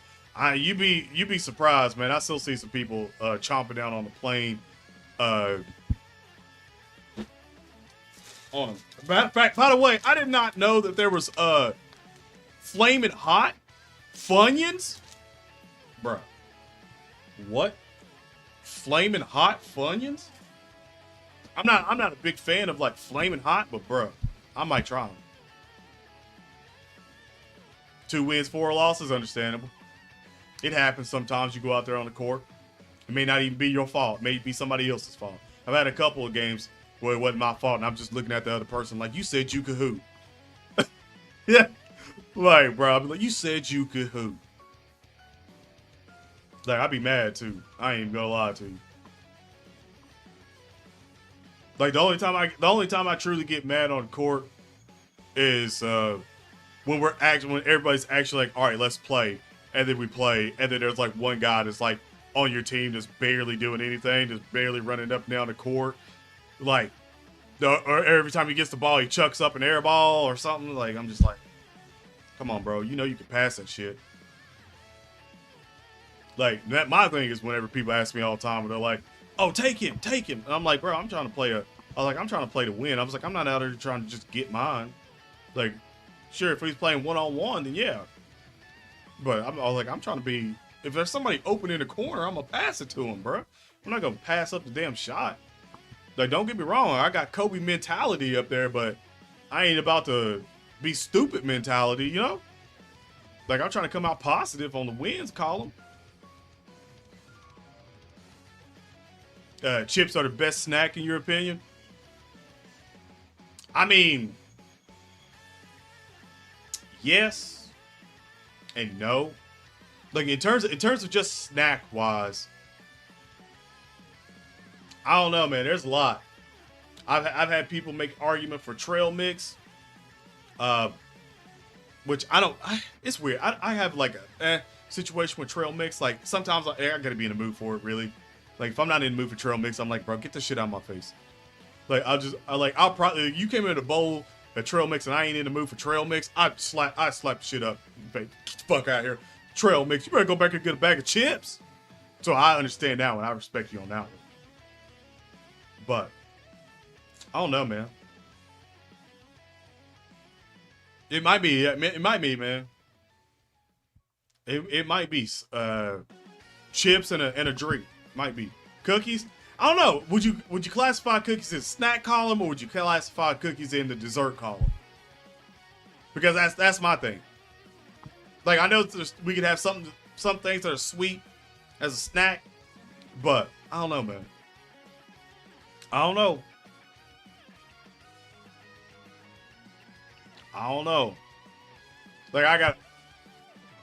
Sometimes it's hard for me because I'm like, if I've already ate something and I'm like, oh, a little bit later on, and I'm like, oh yeah, here, let me get a snack, and it's sweet, then I'm like, shit, it might as well just be dessert at that point. So I don't know. Like, I can't go in there and be like, yeah, I'm gonna eat a brownie or two as a snack. That's a fucking dessert. So I don't want to see I can't even put ice cream on there as a snack. Even if it is little cups and stuff like that, I can't put that in there as a snack. I cannot classify that to me as a snack, as a dessert. So, like, I've known people to be like, yeah, I'm gonna go in there and get a snack and come back in there with like a bag of chips, ice cream, like 2 drinks, and I'm like, that's a snack?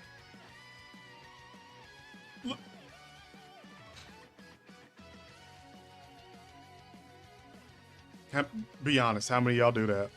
Don't lie to me. Don't lie to me. How many of y'all do that? Don't lie to me. Yeah, I seen his belt. I don't know. I like those 2 better, to be quite honest. The 2 right up here, I like those better. Actually, I like the World Heavyweight Championship the best. That's probably my favorite championship right now. Especially of recent memories. Probably my favorite. And I really like the white strap Intercontinental Championship belt. I know some people don't like it, but I like that belt. Like, I don't know why, but I just really like that belt.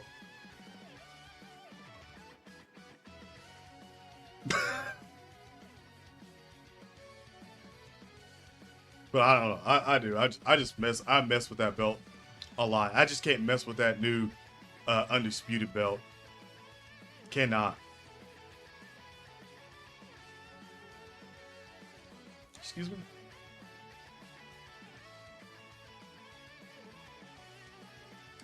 I'm not gonna lie. Super 17 gets his easy A. He should be really nasty.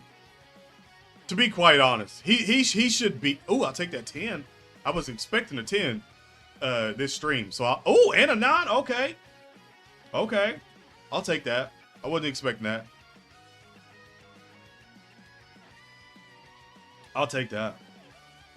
A 10 and a 9 from him. I respect it. Oh my God, 2 hours is almost past. Holy, bro, what the hell happened? Chat, if you haven't hit the like button, I greatly appreciate you hitting the like button. My God, I didn't. Or subscribe to the channel if you're new. Watch this as a video, subscribe.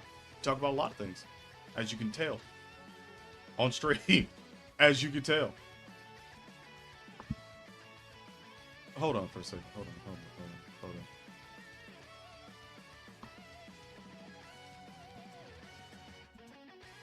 I was going to say, I thought I had tickets there. I thought I did. Loki, I'm Loki. You're, again, stream boss. It's not stream boss, but stream champion.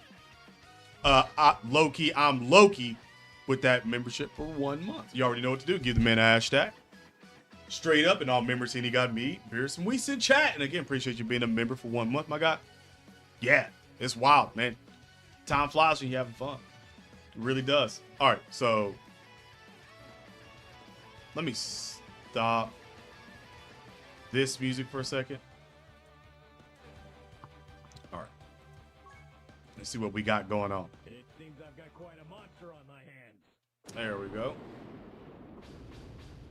Hey, she would show up. First summon of the stream, she would show up. I'm not even going to be mad at her. I can't be mad at her right now. She did show up with 17 and got me Super 17. So I'm not going to be upset about it at all. I'm just gonna let it slide. I'm gonna let it slide. Now, if I pull an LR out of this one, I don't think I need supers. I don't think I need again. Okay, all right. I'm not gonna be mad. I don't need Super Saiyan 3 Goku. I know that. I know that for a fact.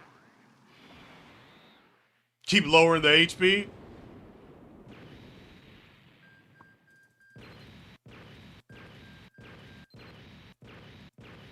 Yeah, yeah. It'd be nice to get, I guess, now just getting an SSR is something that I need. I don't know. Out of this one, I don't know how many. Oh, Goku buys lonely. That could be actually kind of good. Yeah. With the rainbow, with the straight up in here. Okay. Okay. I'm looking for God. Oh, I was about to say if that would have went God, that would have been kind of crazy.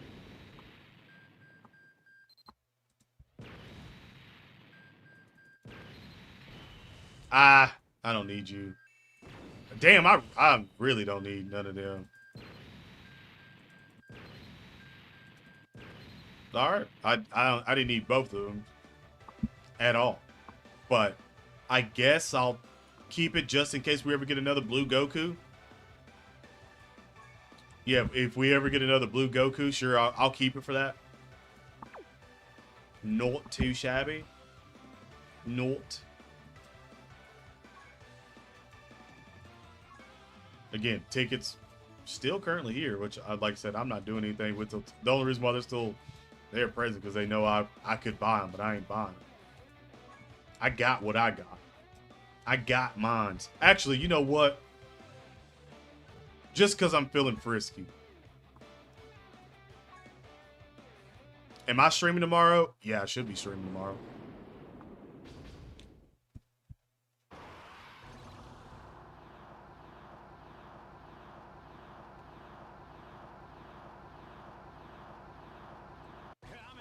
She's always showing up with one of the kids, man. Always.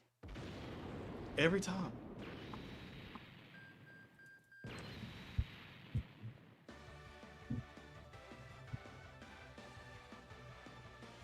I said I wouldn't get mad. I'm getting a little agitated.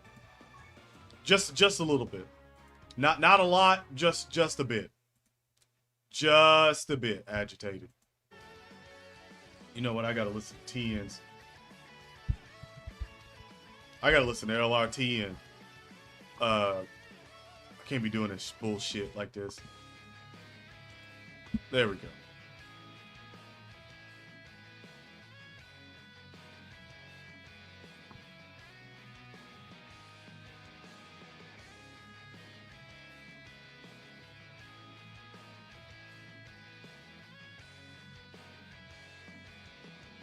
Yeah, it's about the same. It's about the same thing that's happened with Xbox multiple times, where people pulled out because they weren't ready. One of the games that comes to mind from Xbox that happened was Fable.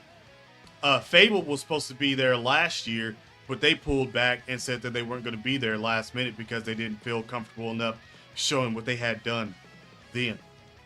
So. Yeah, it happens. Like, same thing, like Perfect Dark got shown, I think, 2 years ago? Yeah, 2 years ago with no follow-up. Matter of fact, it might have been 2 or 3 years ago they got shown no follow-up. So, we're all expecting to see that, at least be there, and Fable, and Avowed. Again, we didn't get to see Avowed last year either because, again, they had to pull out. They weren't ready to show anything. So, well, like, it happens. Like, we've never seen all of Xbox's showcases, really. Like, at all. So, this, from what it's been talking about, this one's going to be like the one that Xbox is, looking at the most, like probably one of the most complete shows that they'll have, which I'm very excited for because, again, they need it. They need a really, really, really banging showcase this year, to sort of knock it out the park. And I know PlayStation will have another state of play, which will happen. But you got to remember, I think their state of plays are, I can't remember if they're in are they in September? I can't remember. They're in August or September. But regardless, if they do one in September, it's going to get eclipsed by probably GTA 6 announcement, because they said that they want to announce GTA 6 around September.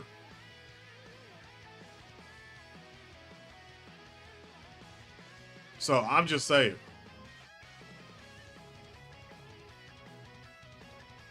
Oh, no. Rich is over there wanting that to go down a little bit more. I guarantee you ain't trying to do nothing but maybe like 5 to take stream boss. That's what you trying to do. You lucky Jared wasn't in there, because he would have then already probably had it down. And it'd have been you and him competing on the sniper.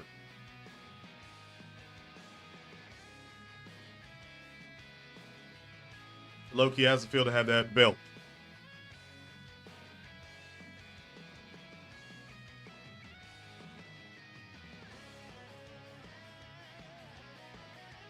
I can't wait till we get to the other one so I can have them all stretched out right through there. Oh, I can't wait, man. Cannot wait.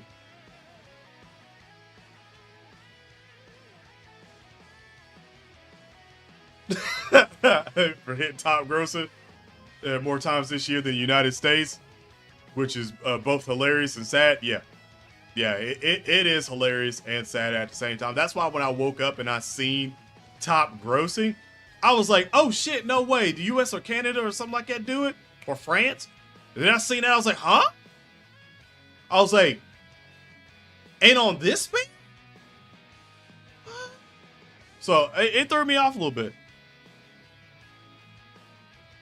Like, it threw me off for a little bit, but I was excited. 7 free Dragon Stones. I'll take it. Just take it at this point. Cool with it. 7 free. Easy going. There you go. But yeah, that's why I say I had to give him a shout out, because I was like, on a Super 17 banner. So I know where all my Super 17 fans are there. All there in that country. So by default, I'm gonna need everyone from that country to subscribe to the channel, because we're all mega Super 17 fans.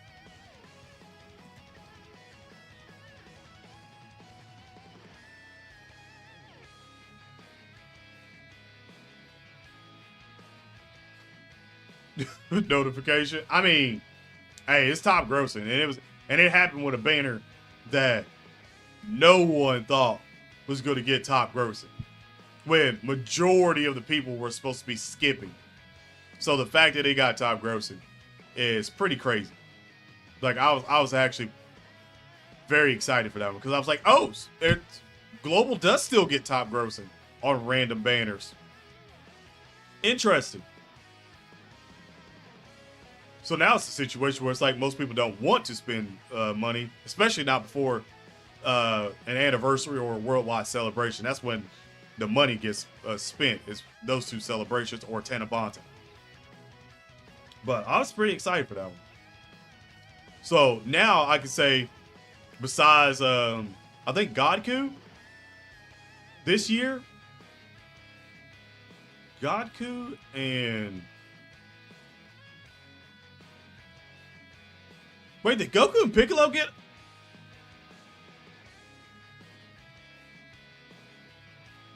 Did Goku and Piccolo get top grossing? I want to... Oh my god, I don't remember if Goku and Piccolo got top grossing. Holy shit. Did they?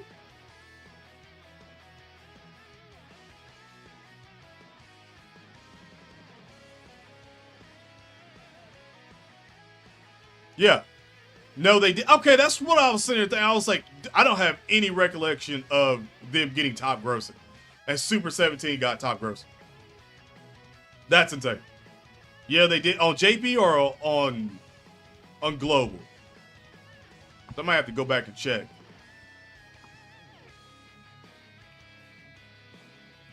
Let me go back and check. through the news.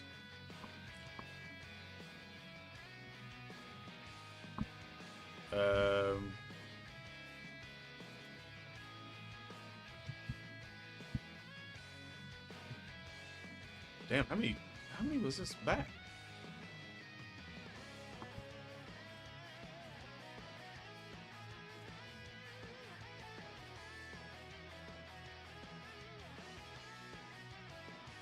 Worldwide campaign celebration. There was that, but that's not for top grossing. If that's what you were thinking of. I'm looking for the actual #1 top grossing. And it didn't happen. We only got the worldwide countdown celebration. We didn't get top grossing. At least not the JP, not the global side. I don't know about the JP side, but not the global side.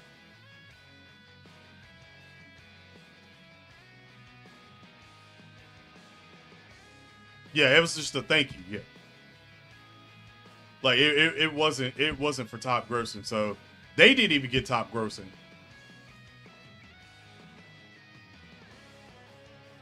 So besides Godku, Super 17 banner on global is the only one that got top grossing. I'm still scrolling back. Like, by the way, just so you know, I'm not making shit up or anything. I'm still scrolling back just to see if I see anything for top grossing. And okay, that was April 1st for the Dokkan Fishing. Oh yeah, there's Godku getting top grossing. And let me see after that. Damn, boy.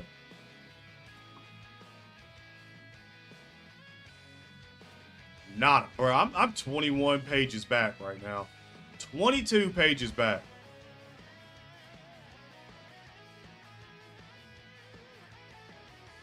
I'm at February now. Mid-February. This is about to be early February.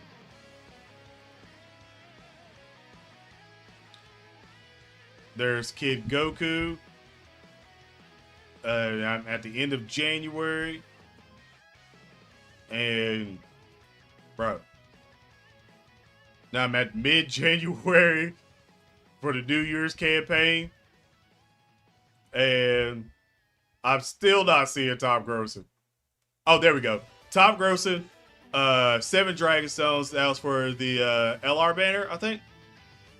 For yeah. Yeah, for the New Year's, top grossing there. That's it. That's it. There's only been that many top grossing so far this year, and Super 17 is one of them. So now, if I hear anyone say anything else about Super 17, when it comes out again, I'm going to remind you that Super 17 was one of the banners in 2023 that got top grossing before the anniversary. And that's excluding the anniversary and the worldwide celebration, because we all know that those are getting top grossing. So excluding those two, only 2 other banners. And pretty much technically speaking, the other one was with the still in celebration with Piccolo and Beastless Gohan. So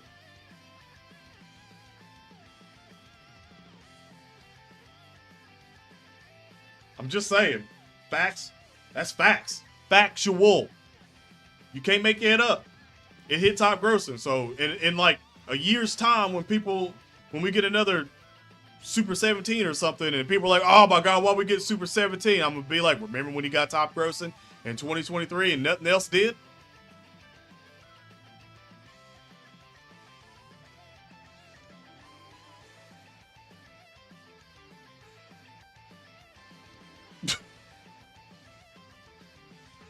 Even if the Yutas are busted, doesn't mean people are going to go hard. Yeah.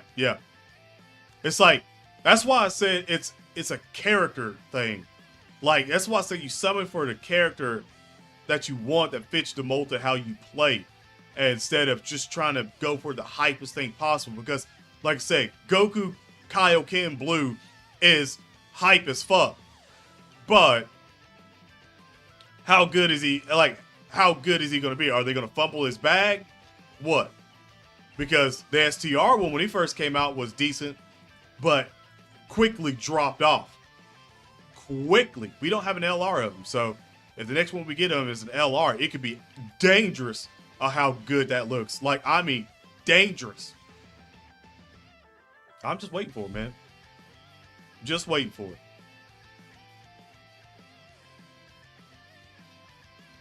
But yeah, 3 banners so far in the first half of 2023 on Global Dokkan Battle. 3 banners have hit top grossing. Everything else, and even Goku and Piccolo didn't hit top grossing. That is, I mean, I know why it didn't hit top grossing. And it's because a lot of people didn't watch Dragon Ball and didn't care to watch Dragon Ball. But for the people that watch Dragon Ball, it was a big deal getting those 2 units that we've been wanting in the game for so long. Especially Piccolo Jr. I mean, I would have much preferred if he was called Ma Jr., but it is what it is. They can always still do another Piccolo named Ma Jr. So I'm not mad at it.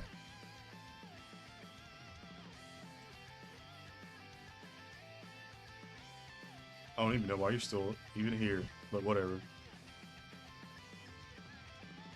2023 for Dokkan has fallen off.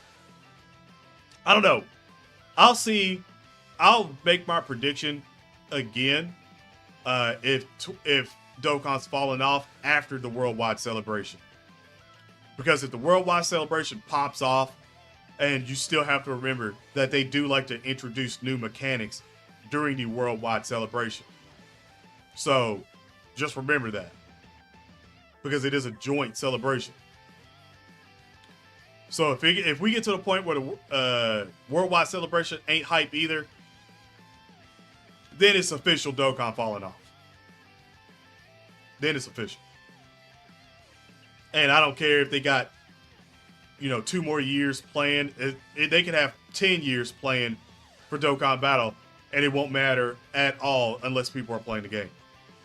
And if people stop playing the game, there you go. And you just crap out of luck.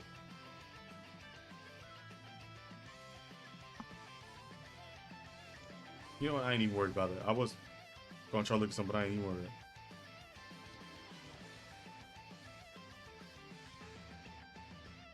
For Turles on Global? Oh, I can't wait for Turles. Oh, I can't wait for that banner. I'm very excited for that banner. I'm actually very excited for that whole celebration because I still want that Dr. Willow car. Like, you still, like, y'all, I don't think people understand, but the more we get out of this, the better it's going to be. Because if they're actively putting new units in the, like, and I mean new, because Dr. Willow's new. He wasn't in the game except for the quest stuff. Playable new. Yeah, if we get more and more and more of it, oh, I'm good. What's next? What's the next Prime battle or something like that being Garlic Jr.? An LR Garlic Jr. I'd be excited for it. I'm not even gonna lie. I would be ecstatic for Garlic Jr. And the henchmen, like we still need the henchmen and stuff like that. God. Or Slug. Woo! I'm waiting for that. I'm waiting for that next Dokkan Fest to be Slug, to be quite honest.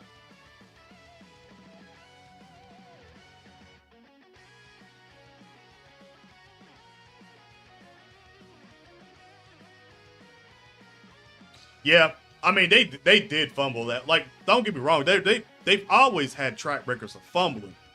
Like, let's not make that a new thing just because 2 of the biggest content creators in Dokkan Battle started saying shit when people been saying this for a very long time and it was falling on deaf ears. Because I'm one of those people that's been saying that multiple times, and to be quite honest, when I hear people come in and say that, it's total disrespect.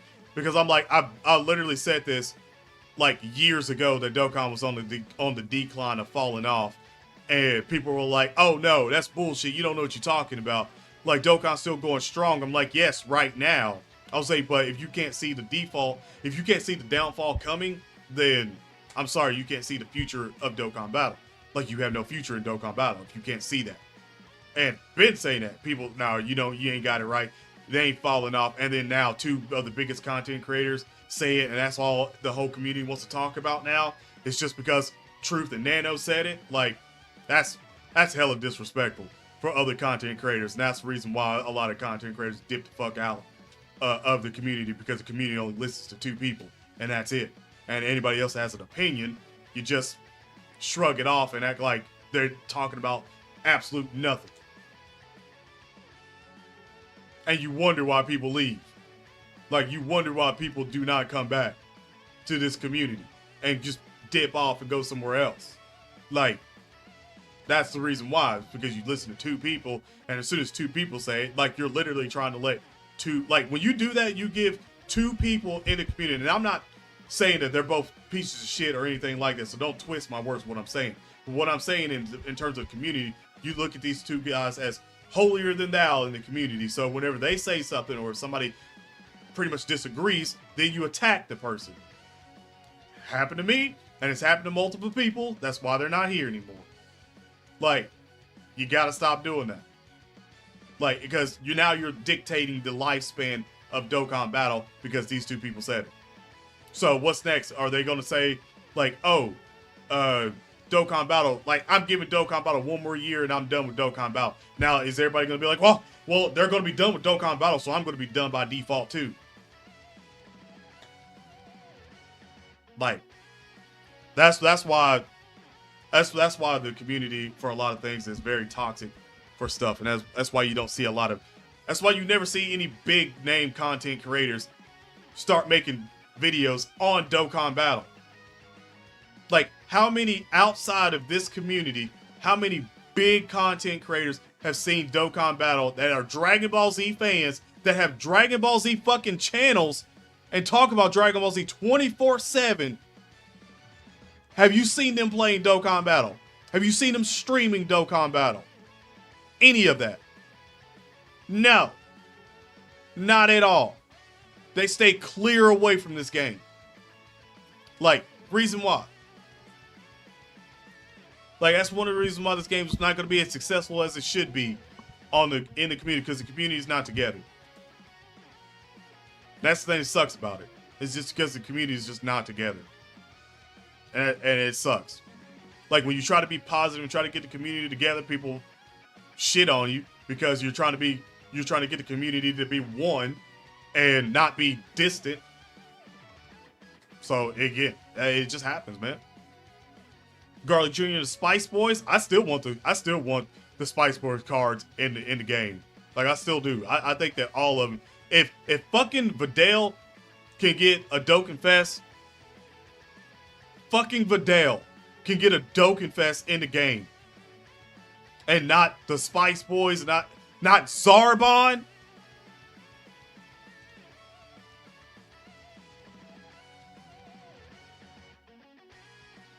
Come on, man.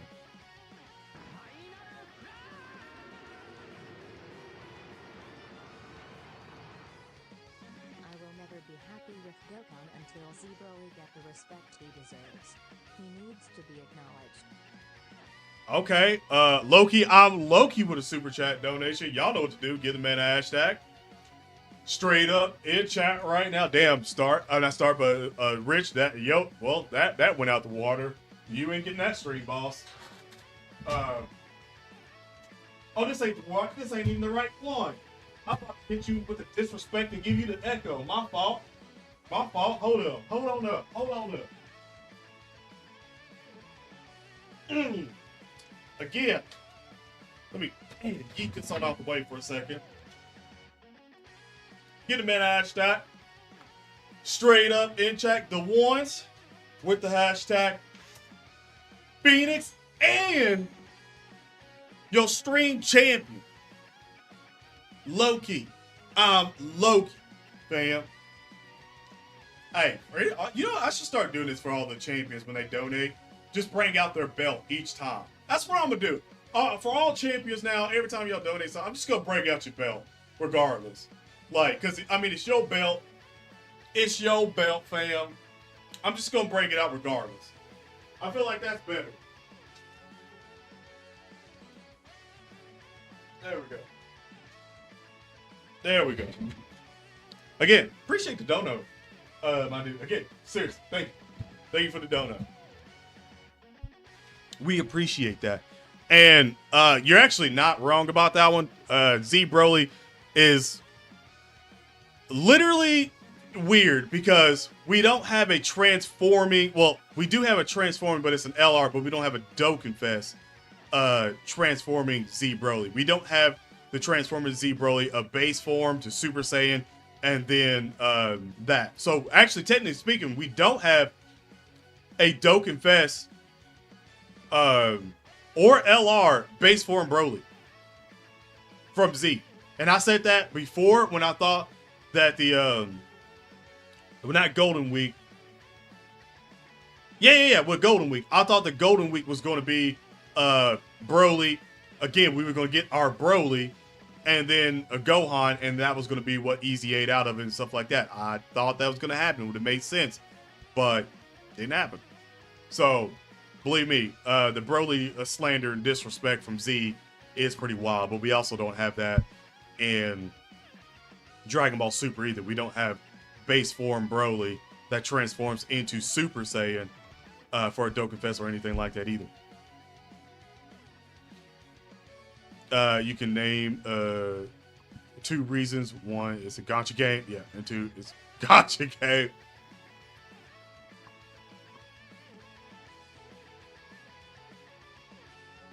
Actually, I don't necessarily like. For instance, I'm gonna play the global version. I played the JP version. I've done the both grinds on each one to keep up. It's fucking mentally exhausting. Like, but I ultimately is like, yeah, I'm a global main. That's where I spend my money. I'm gonna be a global main. Like, I'll still cover JP, blah blah blah, like everyone else does. Same thing with JP players that cover everything global side. Yeah.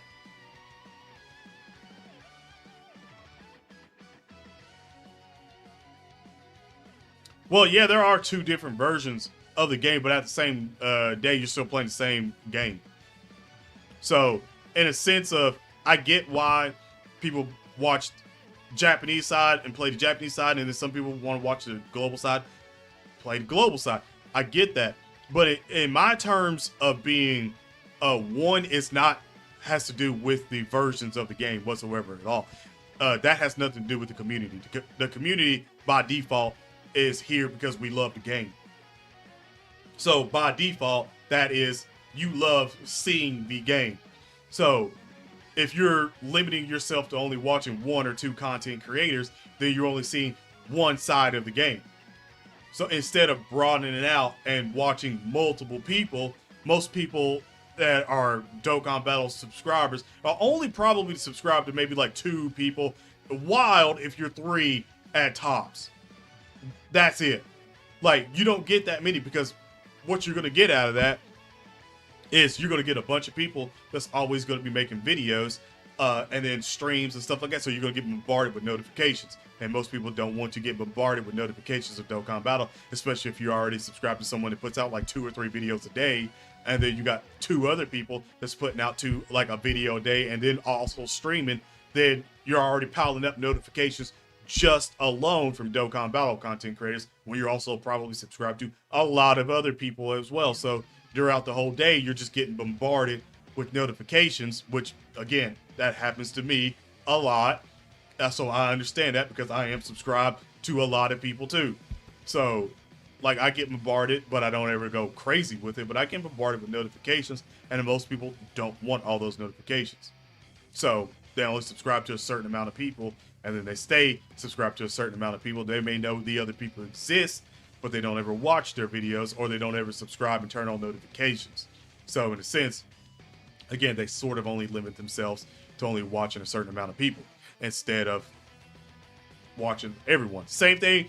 And a lot of content creators buy into that, and they know that, and they try to keep it as much as possible with only watching certain, because again, you got to remember, all of us content creators are still necessarily competing with the watch time of you guys. It's just, I'm sort of like, I don't necessarily like care about that at all, because I know people are subscribed to other people and gonna watch. Like, again, if I'm streaming and then like, I don't know, say Toon starts streaming and some people leave off my channel to watch Toon, I look at it as like, yeah, they're probably subscribed to Toon first, they're Toon subscribers, and then they're my subscribers after that.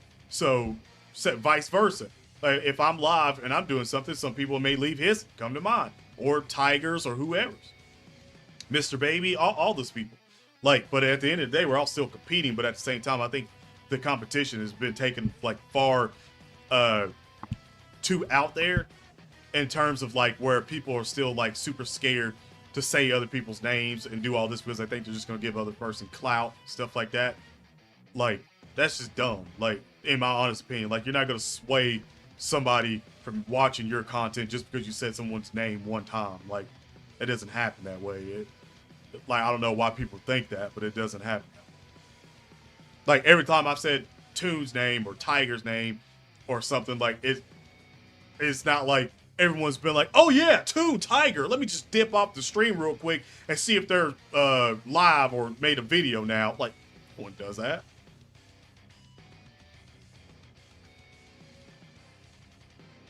They feel better than Global because they're ahead.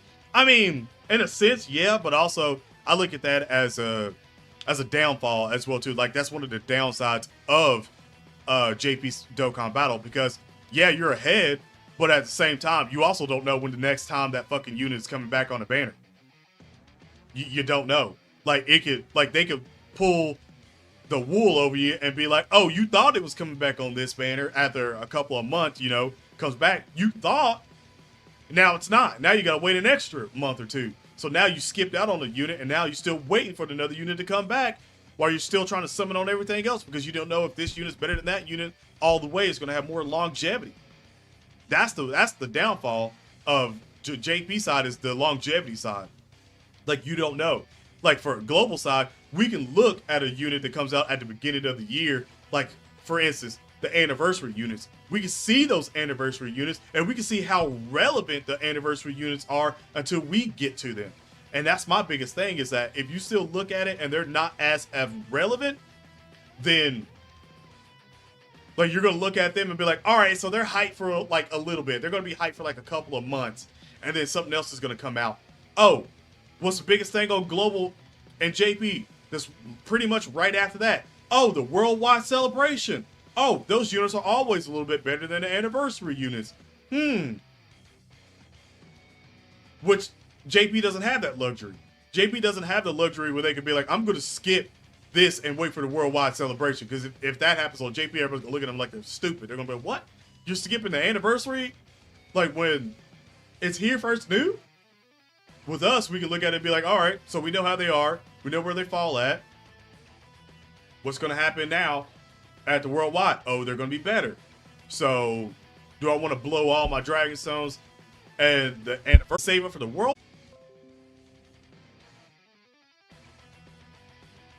When did that cut out? When did that cut out? I didn't even get a notification that that cut out. When did that cut out? Chat. I know we're back now because it said if the. When did that cut out? No. 10 seconds ago. Oh, fuck it. I'm not saying everything I said in 10 seconds again. F that. F that. I'm done. That was some bullshit. That was some bullshit. Like, that's the second time that. Hold up.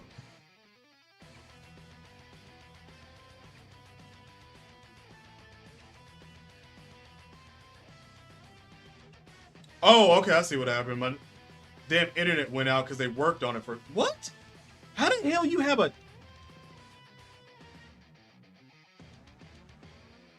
That don't make no sense. Why'd you have a 5-minute maintenance? But it wasn't out for 5 minutes.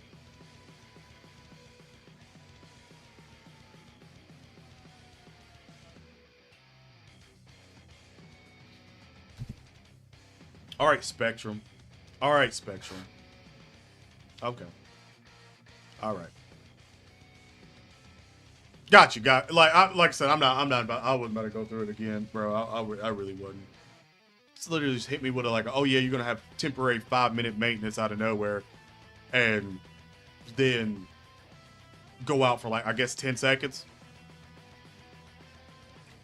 Okay. All right. Right. I mean, technically, I guess speaking, most people aren't up streaming at this point, but still, like, that's some bullshit. A 5? Wait, hold on. Where's my links at? With hold on.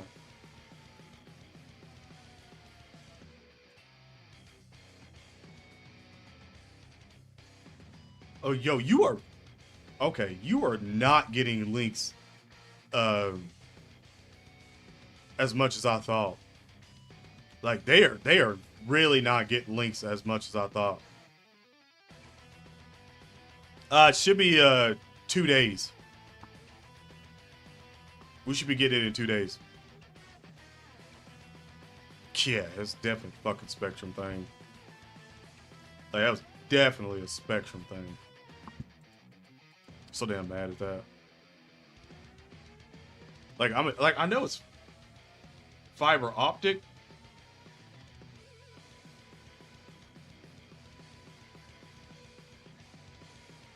Wait, no, it's not. No, it's not.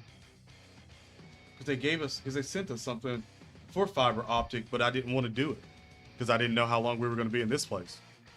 Because again, the goal is to buy a house. So I'm like, I don't want fiber optic here running cords all the way through in this place and me pay for that and then move out. And then the next person gets the benefit, all my hard-earned money. Like, fuck that shit. Like, I was like, no. Like, I'm not going to pay for fiber optic twice. Fuck that. Like, I know people that's done that. I'm like, nah, that's wild, bro. I ain't paying for fiber optic in 2 different places. Like, I'm not paying for them to go through and wire all that shit in and then redo it again on another place. No, that ain't happening. Yeah, it's definitely a Spectrum thing. That's crazy. It was out for 10 seconds and it told me 5 minutes. Like, how do you give a notification? Well, like after said thing happens, like how do you do that? Like how do you give a notification and be like, yeah, we're gonna cut you offline for a little bit after you've already done it? Okay. Like, okay. Now it's got crazy because I used to never really have a problem with Spectrum whatsoever at all. I've had a problem with that Windstream when I used to have it a long time ago. When I used to have Windstream, that was probably the worst internet I've ever had in my entire life. And I know they like rebranded and all that stuff, and I kept getting shit in the mail. Like, you want to switch back over? I'm like, no, I do not, sir. I definitely do not want to switch back over. Why are you listening? And now I've got to deal with my damn phone listening to me 24/7 now. Literally.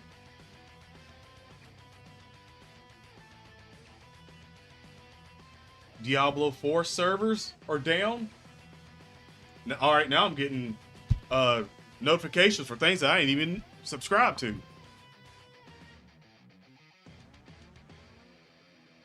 You have to find out yourself.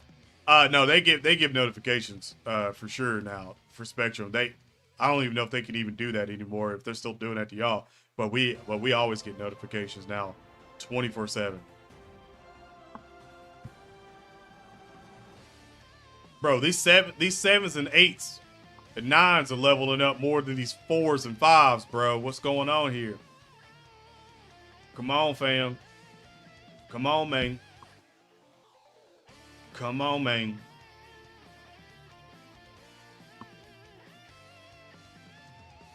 Plotting to get it probably is, to be quite honest.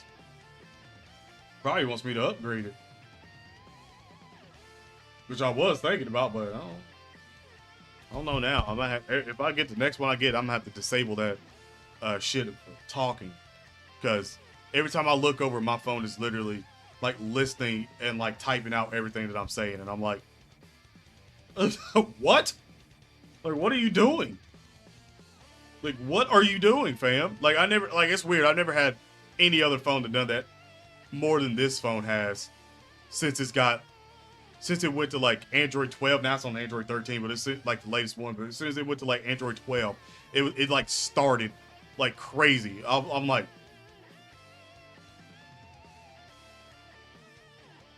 might have to drop kick it at some point. Because I don't know if that's just an Android thing now where they're just like wanting to listen to every fucking thing. But I'm just saying,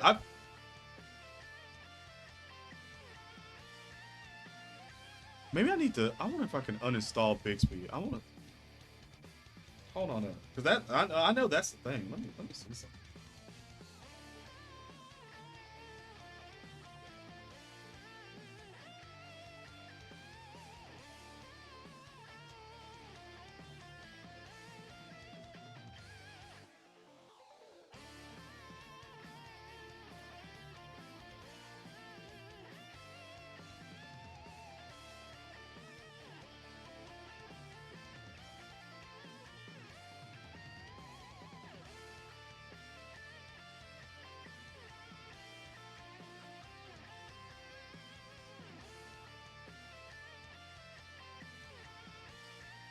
Bruh. It is a Bixby's voice thing. What the fuck? Literally, I'm literally, oh, microphone, there we go. There we go. Boom, don't allow. Don't allow. Nearby devices, do not allow.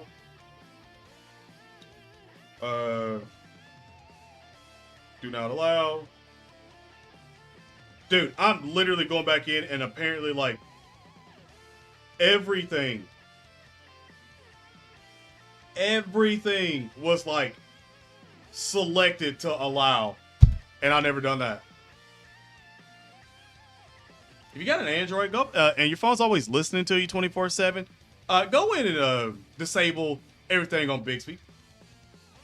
If you're having the same problem that I was having, of your phone completely listening to you 24/7 all the time, disable it. Because 9 times out of 10, probably 10 out of 10 times, it's literally enabled everything back on. So if I go back in there in like a week's time and everything's enabled back again, off of like an update or something, me and Samsung gonna have some problems. Me and Samsung gonna have problems. Because that shit was literally all selected.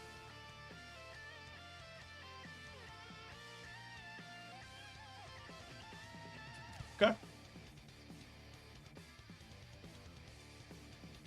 Yours is already, yeah. Mine was disabled when I got mine too. So I don't know if it was an update that enabled everything back on, but I know I never enabled anything back on. Like, I never use Bixby. I literally never use it. If I use anything, it's probably the Google voice thing. So I could just be like, hey, Google, do this, or something like that. Like it'll like, I'll just say that and it'll wake up and do it, you know? But never that. Never that. That threw me off. All that was disabled before. Like, that was genuinely me finding out that everything was enabled back on my phone. That wasn't fun at all. All right, so after this one, I gotta check.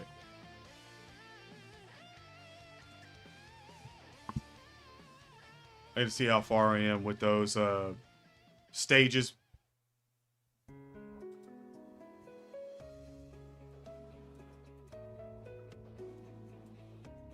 Oh, I'm okay. I'm at 61, so I only need 19 more. That's not bad. 19 more out of it. I'm not mad at that. Obviously, Z Awaken. I could do those. Just go through, look at everything that I need. Just Z Awaken, all the SRs and stuff like that. So I'm not worried about that one. Yeah, that's what I'm saying. It had to happen through an update because I just literally said that since when it went to Android 12, that's when it really started. So it had to turn everything on during the Android 12, and I didn't know that everything was turned on. I just thought it was an annoying feature that I couldn't do anything about. But no, it turned everything on. So right now I'm still talking, and I haven't seen it once. I do it since I've not allowed a bunch of things. I ain't seen it turn on at any point at all. So that's great. Found that one out. Wish I would have found that out a little bit earlier ago. That would have been nice. Would have been nice. All right, if I see 18 on this single summon, if I see 18, that's what I know. That's what I know. 17. Where were you? 17? Where were you at all these other times? 18 was showing up. Where were you at? Where were you at?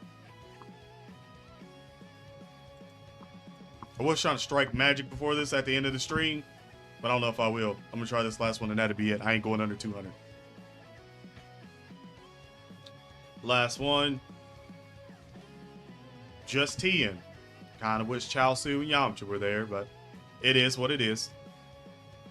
Anyway, guys, appreciate you being here this long for the stream, this late at literally 10:30 at night. I don't know what it is, but these later streams, I've been streaming a little bit later, stuff like that. Seems to sort of like it. Plus, once banners and stuff, like I think I'm sort of preparing myself for streaming later. That way, once banners drop and stuff like that, with the anniversary and everything, I'll already be up and I won't be tired and stuff. Because right now I'm still not really all that tired. I'm just hungry. I need to go get something to eat.